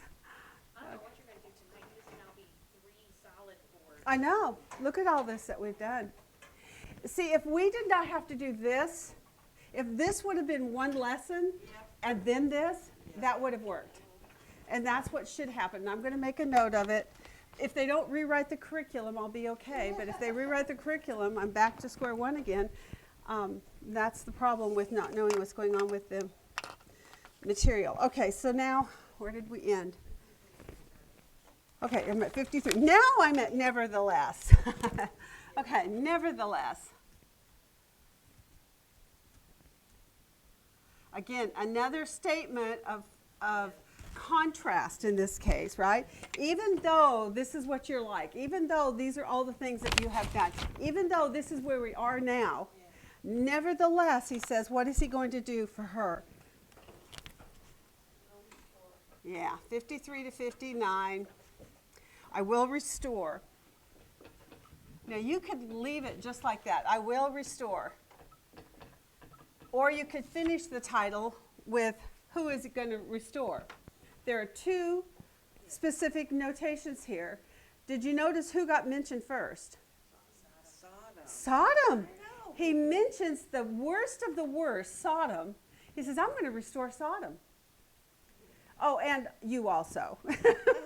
Very interesting. But it kind of complements the previous chapter where he says, you making your sister look like she's actually righteous in the way that you...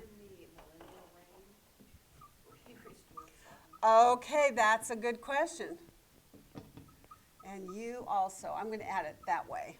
I will restore it, and you could add that whole thing on there. I will restore your sisters and you also. And I made this generic because there's more than one sister who will be restored, more than just Sodom. So he says about that, what? What are some of the subpoints sis, that you need to know? In order that you may bear your humiliation and feel ashamed. Ooh, okay, so in order. And you become a consolation to them. It's so crazy. What does that mean? Well, we saw that before in a previous. Thank you, very good. Yes, we did. We saw it previously where he was saying about what he was going to do to Jerusalem. He says, and when they come, there are going to be some survivors. And when we first looked at that, we were thinking these are survivors who are the good guys. But later we found out, no, these are not good guy survivors. These are actually people who are evil, who have evil practices of idolatry and so forth. And I'm going to bring them into your midst there in the land of the Chaldeans where you're in your captivity in Babylon. And when I bring them there, they're going to be a consolation to you about what I've done to Jerusalem. Why? What were they going to do? They were going to look at their lives and go, they deserved that judgment. That's the same thing here. They're going to look at Jerusalem and say, Jerusalem, they're going to be a consolation to me. In other words, let me see if I wrote it down here.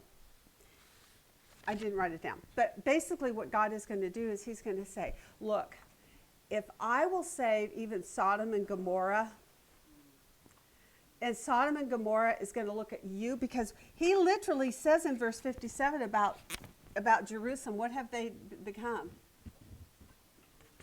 She has become a reproach to who? All the daughters of Eve. Everybody's To all, I'm just going to put all the sisters, right? Yeah. You have become a reproach. That word reproach, what is it by definition? Okay, a reproach is scorn, shame, and disgrace. Number 2781, scorn, shame, disgrace. Okay, so she is such a shame, and she is going to be exposed by God to her sisters, so that when they get their salvation later in history, when God does this for them as a nation, they're going to be able to look at Jerusalem and say, well, at least I wasn't as bad as them. Do you remember what Jerusalem used to do? Even in their prayers, when you talk about in the New Testament, when Jesus would say about the Pharisees, thank God I wasn't born a woman, or something else, I can't remember what the other one, but it was one of the cities. Samaritan maybe or something, right? And they would scorn them. Well, that's what's kind of going on here. he has exposed, and I wish I had my board open, but he says, you will be judged like women who commit adultery. You've become this proverb, like mother, like daughter. You've acted more corruptly than they have. I'm going to expose you for who you are to them. I'm going to bring your lovers to you and expose you and humiliate you to them, and you will become a consolation to them. That if God's grace can be given to Jerusalem, we deserve it too. Right? If God is going to forgive all that Jerusalem did, to whom much is given, much is required, if he will forgive Jerusalem for all they did and restore them, which is what he has promised, we know God is going to save all Israel one day. And if God is willing to do that for Jerusalem, as guilty as she is, that's a consolation to all the rest of the nations of the earth. It's consoling to their heart to know, well, she went way beyond what we've done. She has higher accountability because she had the temple in her midst. She was God's covenant wife. She had all the blessings of God, and she threw it away. And she became this adulterous woman. And if God is going to save that, then it's a consolation to us, right? Now, here's the tricky question is, does he save those who remain in that state of idolatry and evil and corruption? Does God save them if they stay there? So what is the prerequisite for God saving even Israel? They have to come to faith and believe. And that's a whole nother story. It's not in this parable. That part of the story is neglected here. But we know it because of our New Testament. So you can go into Romans 11, right? They've been cut off because of faith and unbelief. We, the church, are now grafted in because of what? Belief, yeah. And obedience. Okay, so that's the story here. I will restore your sisters, and oh, by the way, you too. You're worse than them.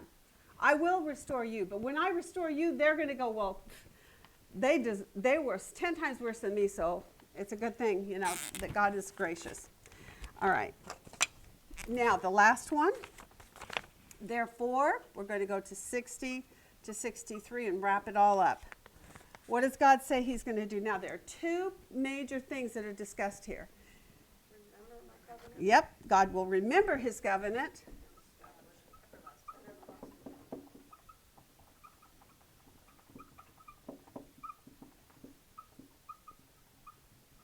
And I put a great big and in between this to make sure that you understood this is one, this is number two, and God will establish. And remember context, again, back to the idea that you have to set context. Historical context, has this second covenant been established yet? Has it been established today? Yes. Although it hasn't come to its fruition for all the things that God is going to use it for concerning Israel, we have the new covenant because of Jesus and because of what he did. So this is what he's speaking of here. God will establish an everlasting covenant with them.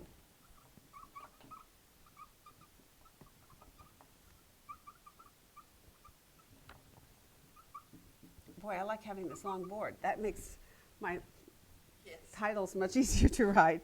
Okay. And he says with them, meaning with who? He's going to establish an everlasting covenant with them. Who's the them in this? The nation of Israel. So again, I shall save all Israel. I'm just going to put Romans 11 over here for you as a reference so that you can go back and reread that if it will help refresh your mind on things. Romans 11 gives you all that. So, and he says in that, then in verse 61, then what are you going to do? Then you will remember. Finally, then, I'm going to put a clock right here for you. Then you will remember. At that time, you will remember. What do we know about at that time? If we think of this through eschatology, we think of this as the end. There's going to be two kinds. There's going to be a partial fulfillment of this when God brings them back and puts them back on their land in the days of Nehemiah and Ezra and so forth in 445 BC. But there's also the long-term fulfillment where God is going to establish this covenant, an everlasting covenant with him. This is referenced in Romans 11, so we know it's yet future, right? And so in that he says, then you will remember your ways and be ashamed.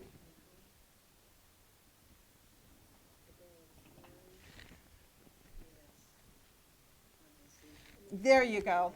That was where I was headed. Zechariah. 12, 13, and 14 of Zechariah. Yeah. And be ashamed. They will mourn, each one in their own house, it says in that Zechariah passage, at that time, and I will pour out my spirit upon the house of David.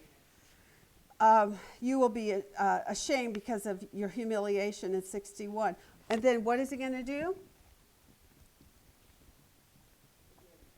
I will forgive. Wow. Because what do they have to do first? Believe. They have to be ashamed. That's called repentance. And then I will forgive for all you have done.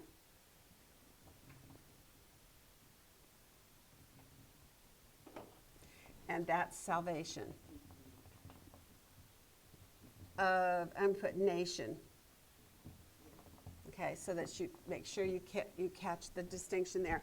First, they're going to repent, and then God's going to save the nation. And I will forgive you in 63. But he's going to do it first as a foreshadow as he takes them back onto their land, which is as a setup and a preparatory for the coming of Christ one day. He's not here yet at this time in history. We're looking forward to the day when the seed actually arrives. So, but he's going to give us that foreshadow through what he's doing with Israel right now in a micro vision. Okay? I will forgive you for all that you have done. And I love this last part in 61. He says, and, there's an and to this. Not only am I going to save you, but what else is he going to do? If you're older and you're younger, Yeah, and what will they do concerning him? I will give them to you as daughters, but not because of your covenant. Yeah. You will receive your sisters, which is cool. It's like a gift, right? You're going to receive them. I will give them to you as daughters.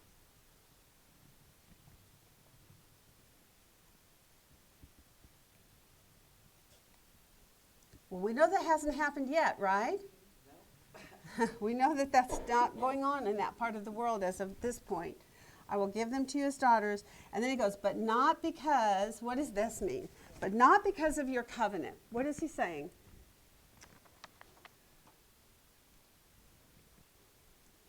What is the covenant that God has promised Israel? Whose salvation is God speaking to when he tells them, I will save Israel? National salvation of that nation specific. Yes. Yeah. Is there anything in that covenant that promises salvation to these sisters specifically? There's allusions to it. I understand that through the history, right? Like the strangers among you and all that.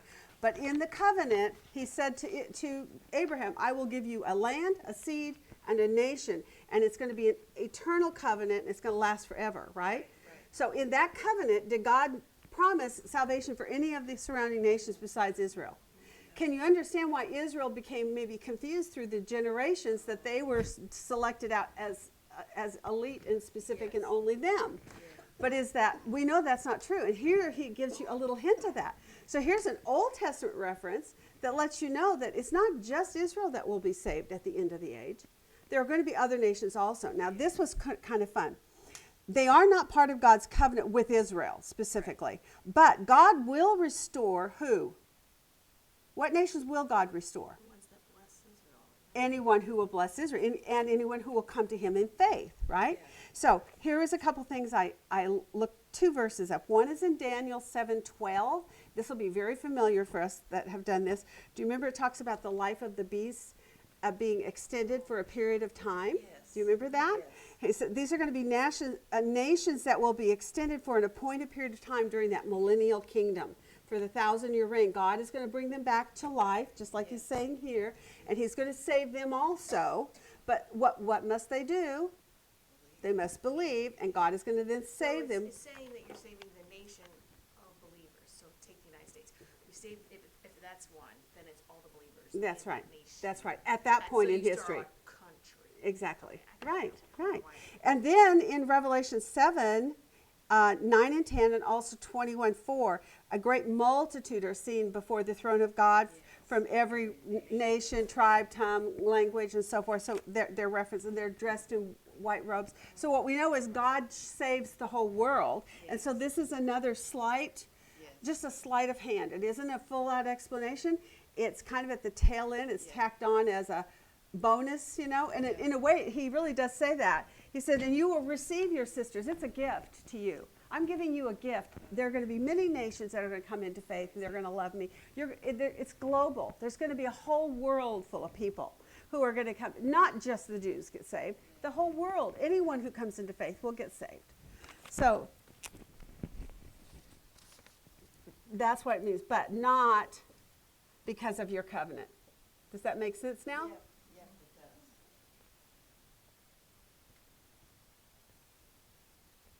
So that because of your sisters, he's not referring to Solomon's area, he's talking about worldwide.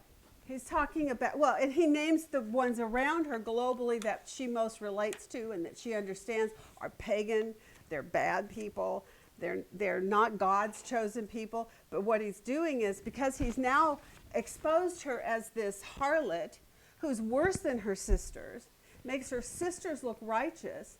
How could God save Jerusalem but not do any kind of salvation work for other nations that are less pagan and into idolatry? Remember the one we got to where they were giving up their children and to the fire, to Baal and to Molech? And I mean, so these are people who became as bad as anyone else on the globe. What does that tell? What does that do for us then, mentally, as we're looking at just salvation on the whole? That God's design for salvation was what? It's always worldwide. It's Everybody. always been for everyone. Whosoever believeth in me shall not perish, but have everlasting life. So we get a little glimpse of it here in this very Old Testament parable. And it isn't fully explained, but it's pretty easy once you kind of decipher the pieces. So again, just to recap, we have Jerusalem being like the wood of the vine. The wood is useless. There's no point for it, and all they do is gather it and burn it. And that's, to this very day, that's what they do with the wood of the vine. It's the woody part. Once you pull the grapes off, there's nothing left but that little piece of woody stuff. Throw it in the fire. Okay, so he compared Jerusalem to being that because she had become worthless to God. She wasn't being a light on a hill anymore. Then we went through all these parables, principles, right out of your how-to study book. These are the steps. How do you handle parables? And then once we kind of showed you the pragmatic steps, looking for key words, looking for terms that are clear, like thus says the Lord, right? And giving them some real clear directives. Then we went here into this part of our study, which is all about how it technically was given to us in its imagery, which is awesome because the imagery just it magnifies your understanding of how in depth how bad she had gotten, to the point that then God must judge her. Because why? If God does not judge this kind of unrighteousness, what? He's not just or righteous. Because righteousness must judge unrighteousness. It's a requirement. In order for one to exist, the other must exist. So God must judge if there's going to be righteousness at all. Okay? Whew. We have all the... Oh, a theme. See, I knew I'd forget it. All right. What do we want for a theme? Parable number 2. No.